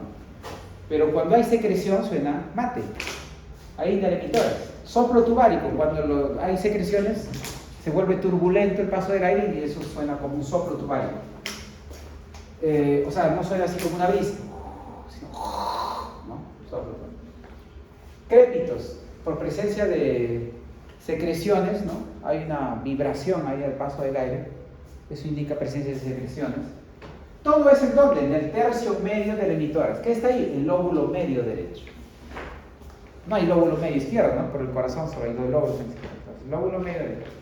Y eso es característico porque la mayoría de neumonías lobares se dan en ese lóbulo medio derecho. ¿Ya? ¿Y por qué sobre todo el lado derecho? Porque recuerden que está más verticalizado, ¿no es cierto? El izquierdo por el corazón se horizontaliza, pero el izquierdo está más vertical, ¿no? Están así más o menos los bronquios, ¿no? Pues el izquierdo es más difícil que las partículas entren porque está más orientalizado. El derecho está más recto, ¿no? El ángulo es menor, entonces cuando entran bacterias, más fácil que lleguen a ese lado derecho, sobre todo al lóbulo medio. Bueno, usualmente es más infectado. Ahora, no todos gérmenes producen neumonía lobar. ¿Cuál es el germen que más produce neumonía lobar? El Streptococcus pneumoniae. Bueno, está claro, por eso le pusieron neumonía, porque ese es el más común que le encontraban, ¿no? En las neumonías. Leucocitos aumentados. Recuerden que los leucocitos o glóbulos blancos aumentan cuando hay infecciones. Lo normal es hasta 10.000, 11.000, ¿no? 4.000 hasta 10.000, 11.000. Más de 11.000 definitivamente es anormal, pero algunos consideran hasta 10.000. Bueno, 11.000 es el referencia que usamos. Pero aquí tiene 12.800, de todas maneras está aumentado. Abastonados, usualmente es menor de 3 a 5%, tiene 8. Esas son formas juveniles de neutrófilos. Entonces, ¿cuándo los neutrófilos se replican más? Cuando hay infección. Se está apoyando en infección. Boom es el nitrógeno ureico. ¿Cuándo aumenta? Cuando hay un proceso metabólico aumentado, ¿no? Y cuando el metabolismo se exige más, en infecciones, en quemaduras, en estrés, ¿no? Y la radiografía muestra una radiopacidad en el emitoras derecho en el tercio medio justo. Ahora, bueno, el paciente entonces tiene una neumonía, ¿ya? La placa lo confirma también. La pregunta está ahora, ¿qué gérmenes son? Bueno, usualmente son gram positivo y algunos gram negativo. La primera causa hemos mencionado, Streptococcus pneumoniae. Si es estrepto, obviamente es gram positivo, ¿no?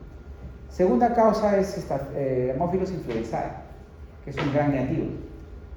Y la tercera causa, Moraxella catarrhalis, que también es un gram negativo. O sea, tenemos un gram positivo, el más común de todos, y 2 gram negativos. Quiere decir que lo que le vaya a dar debe cubrir tanto gram positivos como gram negativos, ¿cierto? Pero, nuevamente, como en el caso anterior, tengo que decir, ¿lo hospitalizo o lo manejo ambulatorio? Entonces, para saber, hay un score de predicción que predice el riesgo de muerte. Los que tienen más riesgo de muerte lo hospitalizo, los que tienen menos riesgo de muerte lo manejo ambulatorio. Es el score CUR. ¿Ya? C de consciousness. ¿Está alterada la conciencia? No. U de uria. Ya, bien puede ser el boom mayor de 20 o la uria mayor de 40. Aquí está más de 20 el boom. Entonces le ponemos un punto. Pues un punto a cada uno. Aquí ninguno, porque no está alterada la conciencia. ¿Ya? Respiración. Está incrementado. Incluso severo, cuando es mayor de 30 es severo. Entonces también lo ponemos, atrial respiration, un punto. Blood pressure, hay hipotensión, también un punto. Presión arterial, ¿no? Entonces también está hipotenso, un punto. Y de edad que tenga mayor o igual de 65, el paciente tiene eso. Un punto. Entonces, en total tiene 4 puntos. ¿Ya? Entonces, si sale de 0 a 1, el tratamiento es en la casita. ¿Ya? Si el puntaje es de 2 a 3, el manejo, ¿no?, es intrahospitalario o hospitalizado. ¿Ya? Si es 4 a 5, no solo en el hospital, sino que incluso estos pacientes van a UCI. ¿Ya? Como ven, el paciente sale acá, ¿no? Quiere decir que ¿qué le vamos a dar? ¿Oral o intravenoso? Obviamente intravenoso. Entonces, vamos a suponer que no sale, que sale 0 a 1. ¿Cuáles serían las opciones para una neumonía? Sepan que no todas las neumonías, así como hemos dicho del caso anterior de celulitis, no todas las celulitis hospitalizan. No todas las pielonefritis hospitalizan, no todas las neumonías hospitalizan. ¿Ya? Hay infecciones sí que desde todas siempre se hospitalizan, como la meningitis, ¿no? La endocarditis, la pericarditis, estas siempre se hospitalizan, ¿no? Pero hay otras como la neumonía, la pielonefritis, la celulitis, no siempre se hospitaliza, ojo. Entonces, en este caso tenemos neumonía, no todas las neumonías se hospitalizan. Por ejemplo, ¿quiénes no se hospitalizan? Pacientes más jóvenes, sobre todo neumonía típica, ¿ya? Sin factores de riesgo, pacientes que su CURP le va a salir 0 o 1, ¿no? No se hospitalizan. ¿Y qué le damos? Bueno, le damos por vía oral, acitromicina, los macrólidos. ¿Por qué? Porque cubren típicos y atípicos. Recuerden que los típicos hemos mencionado esos 3, ¿no? Streptococcus pneumoniae, Haemophilus influenzae y Moraxella catarrhalis. Los atípicos son sobre todo Mycoplasma pneumoniae y Chlamydia pneumoniae. ¿Ya? Causa neumonía típica. ¿El problema de la citromicina no era que tenía muchos gramos?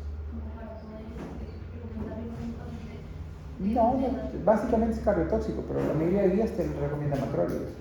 En la pandemia se usaba mucho acitromicina, ¿no? Incluso lo combinaban con hidroxicloroquina. Prolonga el QT, ¿no? La acitromicina. No tiene hipertensión, tiene más bien hipotensión. Claro, pero eso no contraindica, no es una cardiopatía, ¿verdad? Fluorquinolonas son segunda línea y tetraciclinas, bueno, segunda línea, fluorquinolonas respiratorias y tetraciclina.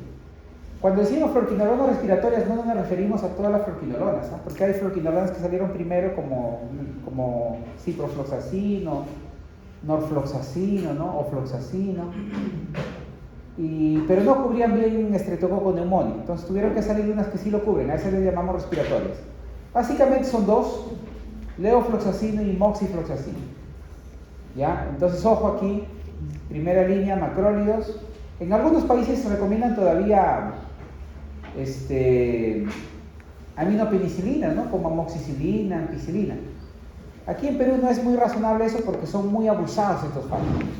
Pero, por ejemplo, las guías NICE, CDC incluso, todavía recomienda amoxicilina para primera línea de neumonía que no requiere hospitalización. Pero aquí no es válido por la gran resistencia reportada de estos antibacterianos.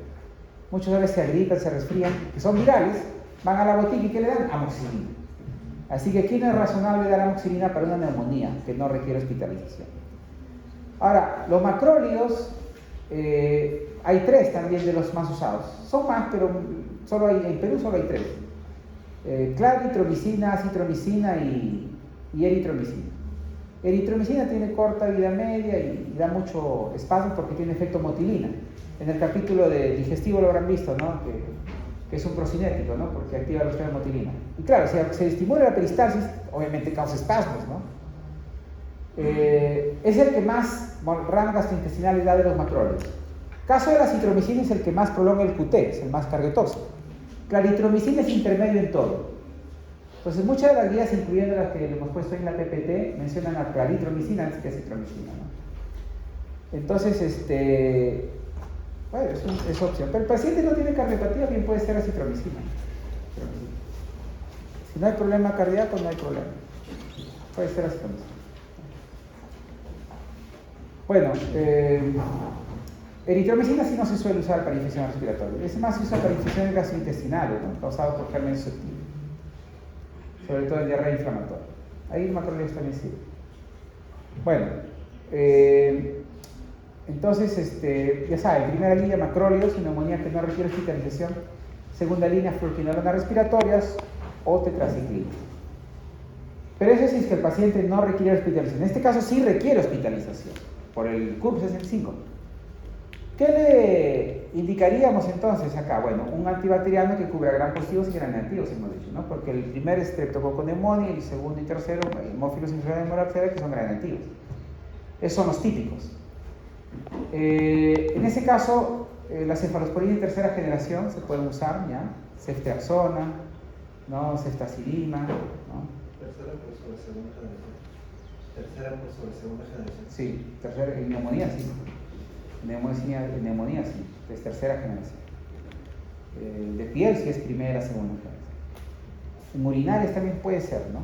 Primera, segunda. Porque el más común es E. coli, sí habla de puro. Pero sí es no complicada, por ejemplo, en infección urinaria. Pero sí es complicada también tercera. ¿Ya? Porque no se olviden que dijimos, primera, segunda. Primera es la que mejor cubre gram positivos. Tercera, mejor gram negativos. Segunda, intermedio. Cuarta, pseudomonas, quinta es marzo, ¿no? Ahora, la cuarta y la quinta cubre todo también, ¿no? Porque cubren superbacterias, obviamente también cubren gram positivo, ¿no? Pero por uso racional, pues no nos vamos de frente a ello. Bueno, fluorquinolonas también se puede usar, ojo, en neumonías que requieren manejo hospitalario. En Perú no hay intravenoso, pero en otros países sí hay. Levofloxacino intravenoso. Aquí no hay. Si ustedes quieren prescribir fluorquinolonas respiratorias para un paciente hospitalizado, lamentablemente no van a encontrar respiratorias. Las que no son respiratorias sí, ¿no? Ciprofloxacino, por ejemplo, Es una fluoroquinolona, pero no se usa en neumonía. Ojo, solo las fluoroquinolonas respiratorias se usan en neumonía. Y son básicamente las dos que hemos dicho, levofloxacin y moxifloxacin. ¿Qué también podríamos usar? Bueno, cefalosporin, bueno, hemos dicho tercera generación, ¿no? También podría ser cuarta generación, ¿no? Antiseudomona. Porque si cubre Pseudomonas, cubre gran posible garantivos. ¿Ya? También podríamos usar penicilinas antiseudomonas, o sea, piperacilina, tazobactam, ¿no? También, ticarcilina, entonces son antiseudomonas. No es porque querramos cubrir pseudomona, ojo, porque estamos en una infección comunitaria, ¿no? Una neumonía adquirida en la comunidad, NAC, ¿no? Se llama NAC. Neumonía adquirida en la comunidad. La intrahospitalaria obviamente es NIH, ¿no? Neumonía intrahospitalaria. Recuerden que infección intrahospitalaria es aquella que empieza después de 2 días de hospitalizado el paciente. ¿Ya? Si el paciente ya ingresó con fiebre, eso no es intrahospitalaria. Por ejemplo, ¿no? O con leucocitosis, o con cualquier otro signo de infección. Si ya ingresó, eso no es intrahospitalaria. Tiene que ser después de 2 días de hospitalizado. O también que estuvo en el entorno hospitalario en el último 30 días también. De repente fue, por ejemplo, una diálisis hace la semana pasada. También se puede considerar una infección intrahospitalaria. Si hubo un manejo en el entorno hospitalario en los últimos 30 días, ¿no? Procedimientos ambulatorios. Si fuera una simple consulta, no, eso sí no. Tiene que ser un procedimiento donde puede haber habido inoculación, ¿no? Una endoscopía, una hemodiálisis, porque eso pues le conectan, ¿no? Al dispositivo y todo eso. ¿No? Una debridación de herida, por ejemplo, etcétera, ¿no? Siempre que sean procedimientos que pueden inocular gérmenes en los últimos 30 días, eso sí se puede considerar también intrahospitalario. Y de hecho la cobertura tiene que buscar cubrir gérmenes resistentes, ¿no? Bueno,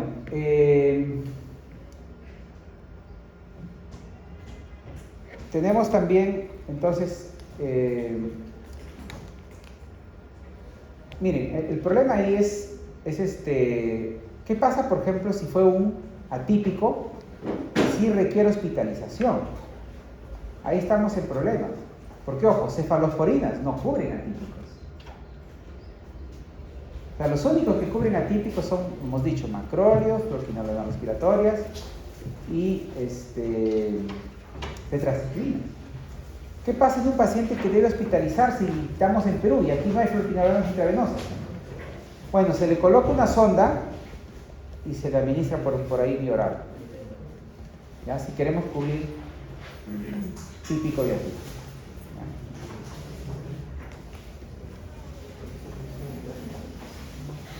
Muy bien, el tercer caso es el tercer caso es una infección urinaria en una gestante. Porque tiene disuria es sensación de ardor al orinar, y poliaquiuria es mencionar cada ratito, pero por poquitos. Si se orina cada rato y un volumen grande, eso es poliuria. Eso lo tienen los diabéticos, ¿no?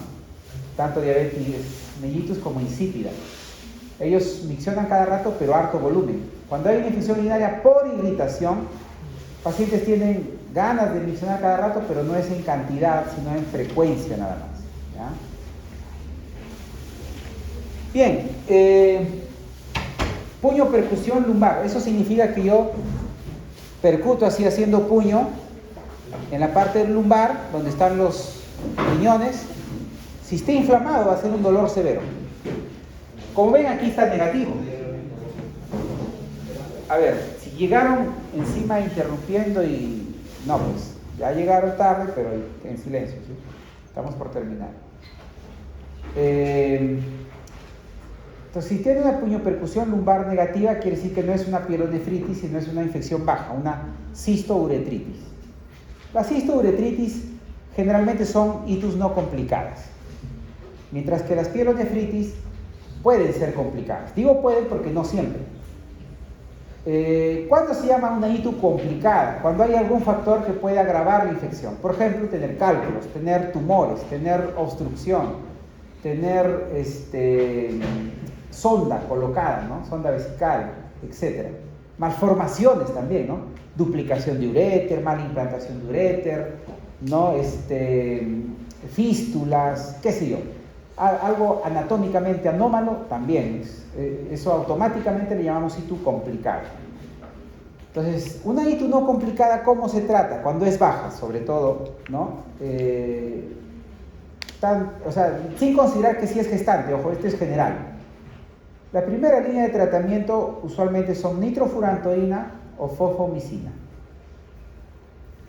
¿Ya? Pero si es gestante, el problema es que la nitrofurantoína se contraindica el último trimestre y la fosfomicina el primer trimestre. ¿Ya? Nitrofurantoína el último trimestre y la fosfomicina el primer trimestre. El resto del embarazo sí se pueden usar. ¿Ya? Cotrimoxazol también se considera de primera línea por algunas guías, incluyendo CDC. Sin embargo, en Perú mucho hemos abusado del Bactrim, que es la forma de marca más común, ¿no? Del cotrimoxazol. Recuerden que el cotrimoxazol dijimos combinación de sulfametazol con trimestoprim. Estos inhiben la síntesis de ácido fólico. ¿Ustedes qué dirán? ¿Se podrá usar en el embarazo? No, porque recuerden que a las gestantes les suplementamos ácido fólico para prevenir malformación del tubo neural. Y si damos un fármaco que interfiere con el síntesis, no, pero es en la bacteria. No, también en nosotros puede ser. ¿Ya? Entonces, ¿cuándo sobre todo? ¿Primero, segundo o tercer trimestre? Primer trimestre. Primer trimestre no lo debemos usar, ¿ya? Porque obviamente puede interferir con el ácido fólico. En realidad el ácido fólico solo se necesita los primeros 6 semanas. Los estudios demuestran que darlo después no tiene beneficio.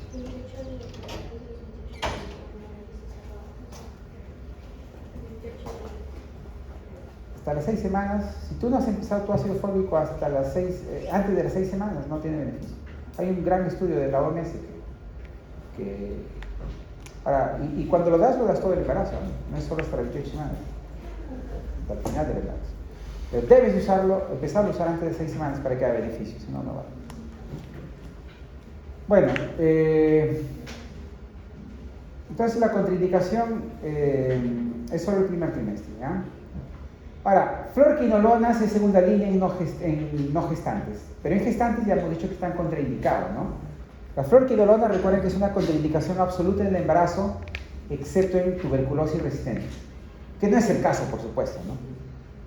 Aminoglicosas también son de primera línea, pero obviamente en gestantes esas también se contraindican absolutamente. O sea, jamás lo usamos, excepto en bartonelosis aguda, ¿no? Y también en tuberculosis resistente, ciertamente, ¿no?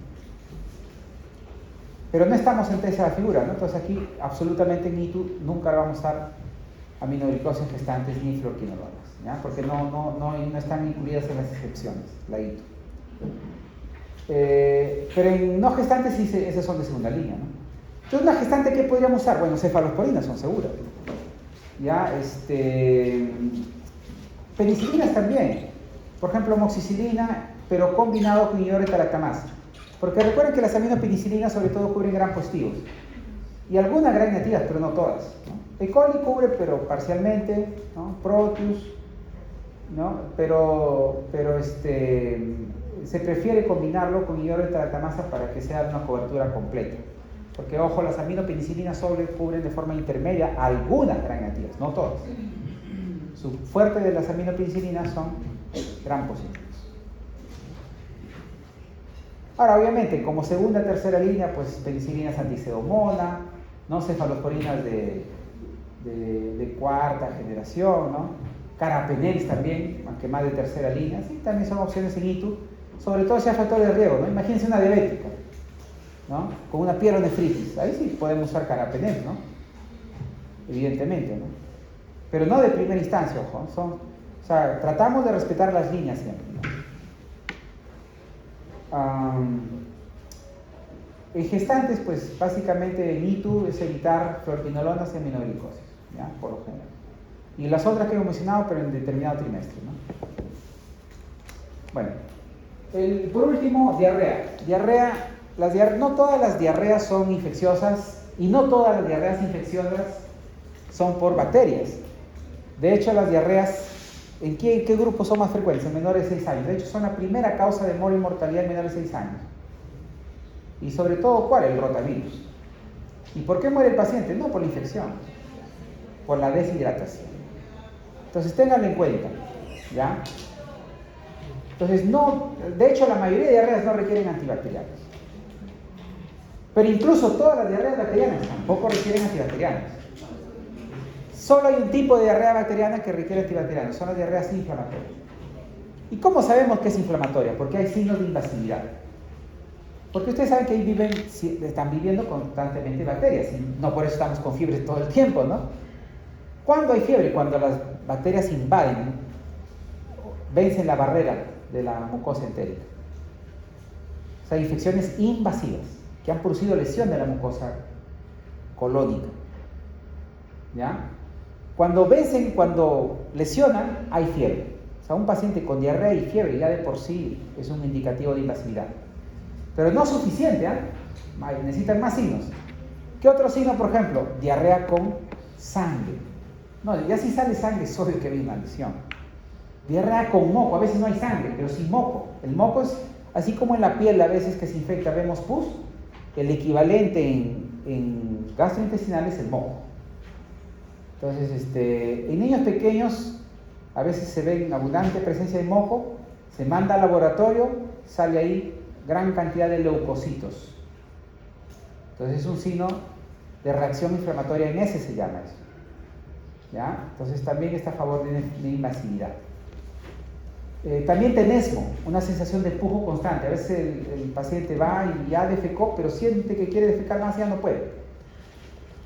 Entonces, ojo, fiebre, es sangre, moco en heces, tenesmo, ¿no? Y una irritabilidad del paciente. El paciente se siente con mucho malestar.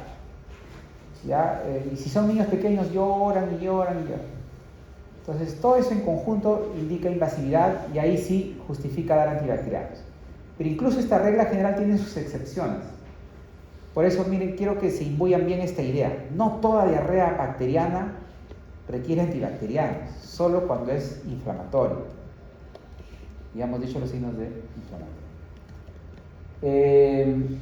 Porque incluso dentro de las inflamatorias hay una que también está prohibido dar antibacterianos. Pero primero repasemos qué gérmenes suelen más frecuentemente dar diarreas inflamatorias. Shigella en primer lugar. En segundo y tercer lugar, por ahí peleándose por ese puesto, está cepas invasivas de E. coli. ¿Ya? Está la enteroinvasiva, la enteroadherente, la enterohemorrágica, ¿no? La enterotoxigénica, ¿no? Hay varias cepas, ustedes saben, de E. coli. ¿Cuál no se debe dar antibacteriano a pesar que sí es invasiva? Y esa es la excepción a la regla. La causada por H7O 157, la enterohemorrágica. Pero esa no es común, ojo. No es que por ahí viene un bebé un día o un niño, no sé, y viene con heces con sangre y ustedes dicen, puede ser la H7O 157, enterohemorrágica. No, esto usualmente se ven brotes. Sospechen cuando hay notificación, hay alerta epidemiológica de un brote. Este se transmite por carne de vacuno contaminada. Entonces, por ahí va a haber casos, ya de hecho va a haber casos. A menos que ustedes tengan el primer caso, ¿no? Y si nadie lo notificó todavía, bueno, mantengan un alto grado de sospecha. Porque miren, ¿qué tal si o sea, ¿cómo ustedes les haría sospechar? Que comieron carne de vacuno recientemente, ¿no? En los últimos 5 a 7 días. 3 a 5 suele ser el periodo de incubación, pero puede ser hasta 7 días, ¿ya? Entonces a veces en el camal pues no se manipula bien, ¿no? O sacrifican los ganaderos así caseros, ¿no? No lo manipulan bien la carne, lo contaminan con las heces del animal. De hecho esta bacteria está en las heces del animal, pero cuando ensucia, contamina la carne, ahí es que se inoculan, ¿no? El que consume la carne. Entonces, pero tiene que haber ese antecedente, ¿ya? Consumo de ganado vacuno y sobre todo mal cocido, ¿no? Ustedes saben que aquí no veo muy común eso, ¿no? Acá, de hecho, nos gusta bien asado, ¿no? El bistec, ¿no? Pero en otros países les gusta mucho término medio, ¿no? O sea, casi crudo, ¿no? Entre crudo y cocido, ahí está el peligro, ¿no? De que se pueda. Bueno, ahí hay más control, ciertamente. Aún así ha habido un brote. De hecho, en el año 2006, por ahí hubo un super brote en Reino Unido. Terrible, murieron gente incluso, ¿no? y no encontraban dónde estaba el foco. Y el foco estaba en una carnicería. Resulta que investigaron la mayoría de carnicerías y todo salía negativo, pero ¿de dónde viene? Resulta que el carnicero también compraba de varias fuentes, ¿no? Y por ahí le habían vendido así artesanalmente. Y las bacterias estaban en la mesa. Entonces traían carne buena de camales buenos, pero lo ponían sobre esa mesa y se contaminaba. Pero cuando iban a investigar la vaca o la res, no sé, y no estaba. Pero fue un foco grande que hubo ahí. Llegaron a haber como 300 casos, 400 casos, con algunas muertes incluso. Bueno, esta bacteria, ojo, si ustedes sospechan que puede ser esta, obviamente tienen que corroborarla, ¿no? Hay pruebas moleculares ahora que son más inmediatas, ¿no? 48 horas. Porque el cultivo toma 72 horas, más tiempo. La molecular es más. Ahora el cultivo todavía hay que ver que de repente crece así, pero no se identifica, ¿no? Puede salir bacilo, pero ¿qué bacilo es, no? Entonces hay que hacer más pruebas adicionales, ¿no? De metabolismo, fermentadora, no fermentadora, que crece en solución salina, ¿no? Etcétera, ¿no? Un montón de cosas todavía, y eso a veces puede tardar más. La molecular sale de frente con nombre y apellido, le saca, ¿no? ¿Qué germen es? Cuidado ya con esta H7O157, porque si ustedes dan antibacteriano, a pesar que es inflamatoria, y es bacteriana, y es inflamatoria, y justifica antibacteriano, pero si dan antibacteriano, sobre todo si es sulfonamida, el cotrimoxazol, que hemos dicho que combina sulfonamida, puede dar el famoso síndrome hemolítico urémico, ¿ya? El famoso HAS, ¿no? Hemolytic Uremic Syndrome. El paciente puede morir porque, como su nombre dice, hay hemólisis y uremia, con falla renal. ¿Ya? El paciente puede morir antes por el HAS que por la infección. En esos pacientes, ¿ya?, que consumieron ganado vacuno, no le den antibacteriano. Y no solo se ha visto con las sulfonamidas, más con estas, pero también se ha visto con fluoroquinolonas, con aminopenicilinas. También se ha visto con otro tipo de antibacterianos. Por eso la prohibición es para todo antibacteriano. Si un paciente les viene con diarrea y con moco y sangre, medida de soporte, que deje de comer verduras, grasas, frituras, que se hidrate, ¿sí?, controlar la fiebre, el dolor y esperar que pase la infección. Por sí misma puede pasar. Nuestro mismo sistema inmunológico lo va a contrarrestar. ¿Ya? Miren por qué me he tardado para enfatizarles tanto sobre este caso, porque esto les da una lección clara. Que diarrea no es sinónimo de antibacteriano, por favor. Que solo se da en las inflamatorias, pero incluso en la inflamatoria es posible que el paciente se recupere sin antibacteriano. Caso de la H150 y tal, el antibacteriano puede ser peor que la misma diarrea. ¿De acuerdo? Entonces eso, por favor, o sea, ustedes tienen que tenerlo claro, que la diarrea es curable, así no le des antibacteriano y así haya sido causada por una bacteria invasiva. Es curable por sí mismo. O sea, no es imperativo resolver la infección. Lo que es imperativo es evitar o corregir la deshidratación. Si el paciente muere, no va a ser por la infección, sino por la deshidratación. O sea, cuando hubo el cólera, ¿no?, la radio, la televisión decía suero casero, y así se salvaba el paciente. Se salvaban los pacientes así, con su suero. ¿Acaso tomaban antibacteriano? Era necesario. Pero esa deshidratación es tan severa que el paciente no se rehidrataba, moría. ¿Ya? Es imperativo la rehidratación. Por otro lado, las que son inflamatorias, que son las que sí requieren por lo general o casi siempre antibacteriano, ni siquiera son tan deshidratantes. A veces cuando los niños vienen deshidratados por diarrea inflamatoria es porque han estado con tanto malestar que no han querido comer ni beber nada. Si vienen deshidratados por falta de ingesta, no por la diarrea. Son poca cantidad.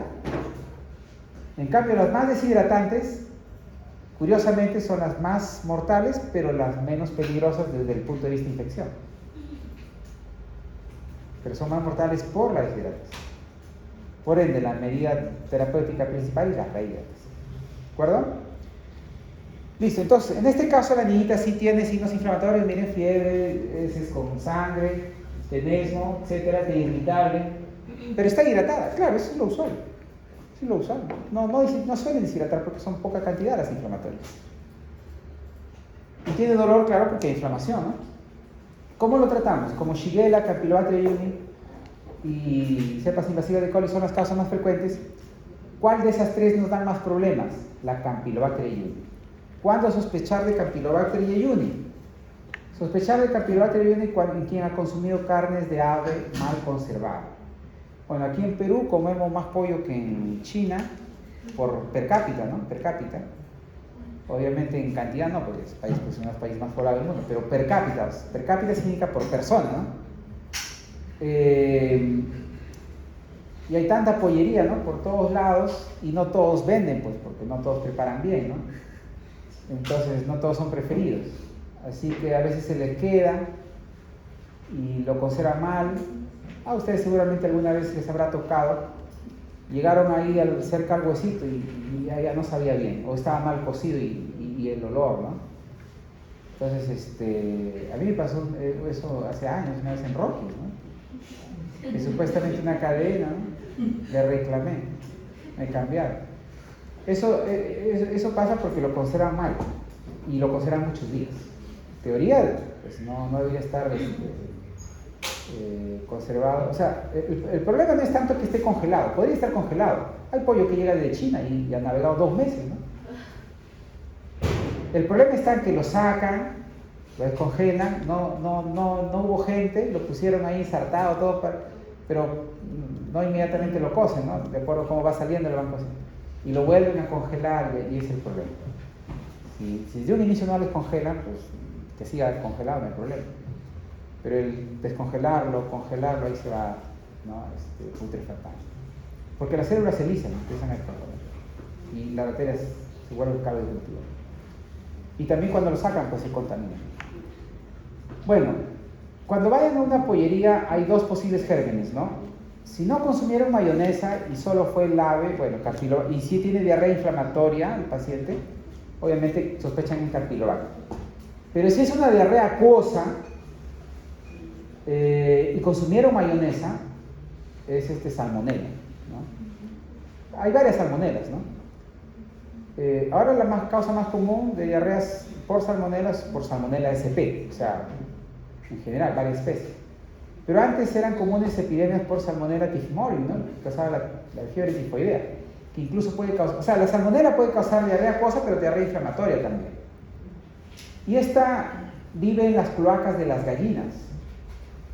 ¿Ya? Entonces, cuando la mayonesa se prepara con huevo crudo, obviamente, ¿no? La mayonesa es huevo crudo licuado con aceite y limón, ¿cierto? Entonces, obviamente no ha sido cocida, pues ahí está la salmonela, ¿no?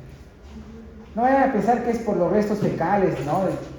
de la gallina, y hay que lavar el huevo y ya con eso no hay salmonela. No, la salmonela viene adentro. Recuerden que el cascarón no es impermeable, es permeable porque el embrión tiene que respirar.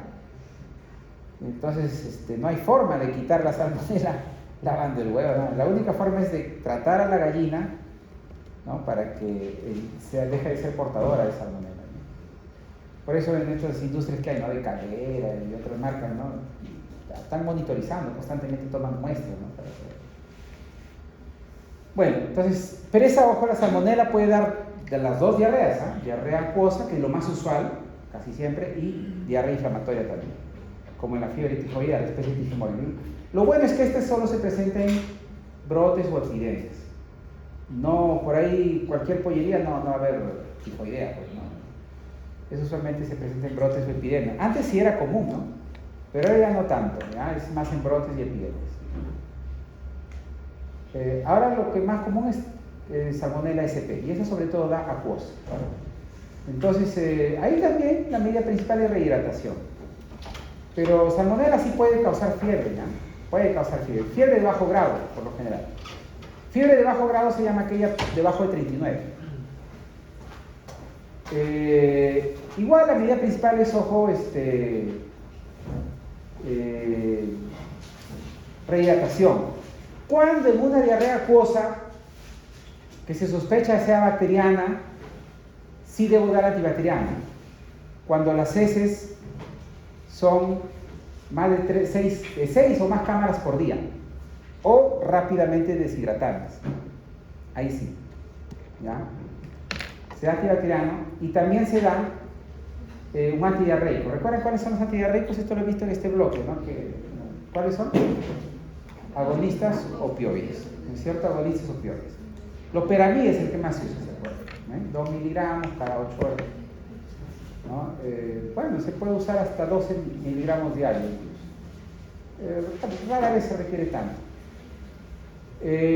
Recuerden que solo el antidiarreico solo se utiliza en diarrea ¿qué? No inflamatoria. Porque cuando es inflamatoria favorece, o sea, es como la tos, ¿no?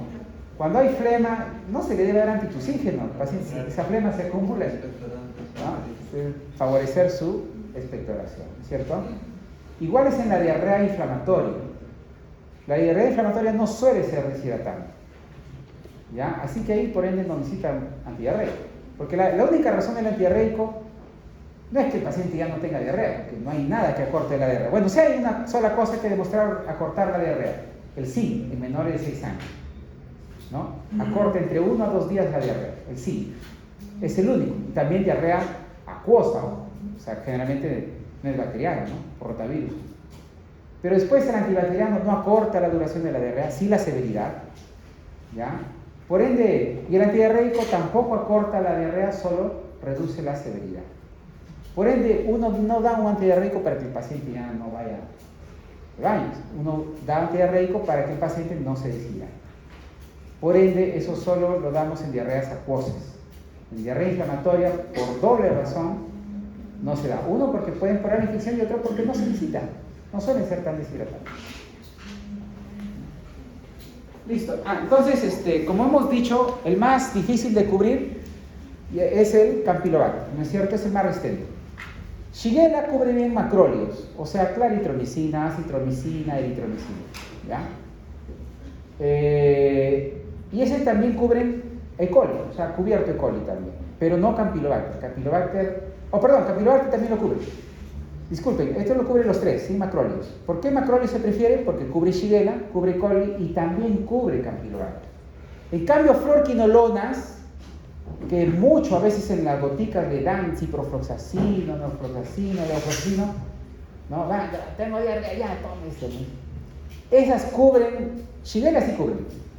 E. coli son las que mejor cubren E. coli, pero no cubren Campylobacter. Campylobacter es hasta 50% de las muestras han salido resistentes cuando se han hecho estudios. ¿Cuándo un antibiótico es adecuado para recomendarlo como tratamiento empírico? Cuando la tasa de resistencia reportada es menor del 20%. En Perú se flexibiliza hasta menos del 30%.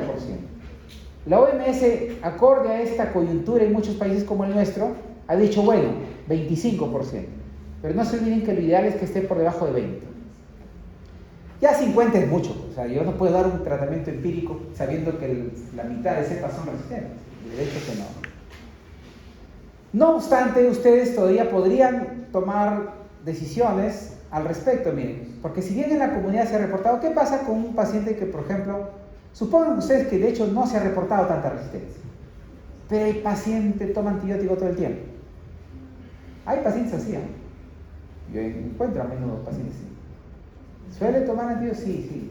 A veces cuando me da la gripe, mi garganta, me dan una sola, no voy a seguir, doctor. ¿Qué es esa panacea, ¿no? Que tan rápido le cura? Me dice, velamos, amoxicilina. Una sola dosis, no, pues antibacterianos no. Son 3 días de tratamiento antibacteriano para resolver el infección. Mínimo. Pero la mayoría de tratamientos son 5 o 7 días, ¿no? O sea, de hecho que no fue lo que mejoró la amoxicilina, sino el mismo curso de la enfermedad, que son virales autolimitados. Entonces, ojo, tengan en cuenta eso. Entonces, macrólidos, ¿ya? Ahora, ¿qué tal si tiene cardiopatía, por ejemplo? Como estos prolongan el QT, sobre todo la citromicina, ¿qué podría darle como opción? Bueno, Niños pequeños se utiliza todavía el ácido anhidrícico. Hace un momento dijimos que fluorquinolona se contraindica en niños, ¿no? De forma relativa, porque dañan el cartílago de crecimiento, pueden dar ruptura del tendón de Aquiles, también son neurotóxicos, pueden empeorar las convulsiones, también pueden prolongar el cuteo, Juan, sobre todo el levofloxacino también. Así que lo contraindico en menores de 6 años de forma relativa. Infecciones graves sí lo podría dar, pero una diarrea pues no se considera per se una infección grave, ¿no? En todo caso, estas son fluorquinolonas. El flúor hace que se unan mucho a tejidos ricos en colágeno. En cambio, uno que no es fluorquinolona, pero sí es quinolona, el ácido anhidrícico, ese también cubre a los 3 y se puede usar todavía en niños pequeños, aunque ya casi no lo venden. La verdad que un poco extraño, a veces hay buenas opciones que no sé por qué no lo prescriben los colegas, ¿no? Pero cada vez se vende menos. La ácido anhidrícico tiene muy buen perfil, es una quinolona, es cierto que es antigua, pero es bueno también que no se use mucho, porque por eso cubre a los 3, porque no se usa mucho. Cuando un fármaco es abusado, ahí es que hay resistencia, ¿no? También cefalosporina de tercera generación, ya como orales sí hay, de tercera generación, como cefixima. Lo único conveniente es que a veces produce enfermedad del suero, pero raro, bien raro. Yo he visto un caso nada más. La enfermedad del suero antes se daba cuando se daban sueros heterólogos, cuando todavía no había la vacuna, ¿no? Se obtenían anticuerpos de caballo, de cerdos, y se inoculaba y producía una reacción hipersensibilidad tipo 3 que atacaba las articulaciones, ¿no? Y se hinchaban, dolía, ¿no? Enfermedad del suero le llamaban. Ahora ya no es por suero, pero es por antibacterianos, ¿no? Que también dan el mismo tipo de reacción. Cefixima es la cefalosporina que más da este tipo de reacción. Tercera, sí lo he indicado yo para diarreas inflamatorias, ¿ya? También para neumonías que no requieren hospitalización, pero por gérmenes típicos, ¿no? O sea, estrepto, hemófilos, moraxedano. Porque a los atípicos no lo cubre. En hitos también se puede usar, por supuesto. Hay oral, cefixima. Si es más grave, el hito puede estar deshidratado, no tolera vía oral, bueno, sí lo podríamos hospitalizar y dar parenterales, ¿no? Ceftriaxonas, ¿no? Ceftazidima, ¿no? También se puede dar. Que lleguemos a usar pues, penicilinas anticedomona, carbapenem es complicado, no, usualmente no se hace. ¿Ya? Y la diarrea causada por antibióticos, ¿cómo se trata? Ya hemos dicho que el que más lo causa es clina, ¿no? Con banco. ¿Ya? Vancomicina es la que mejor cubre Clostridium difficile. Difficile le pusieron justamente porque es difícil cubrirlo. Imagínense que tengamos que usar banco para cubrirlo, ¿no? Es un anaerobio gastrointestinal, gran positivo. Listo, muchachos. Y ese es cuando es por Clostridium difficile. Cuando es por otros antibacterianos, restituir la flora, ¿no? Saccharomyces, ¿no? Bifidobacterium, con probióticos, ¿no? Probióticos. Listo, muchachos. Justo el punto.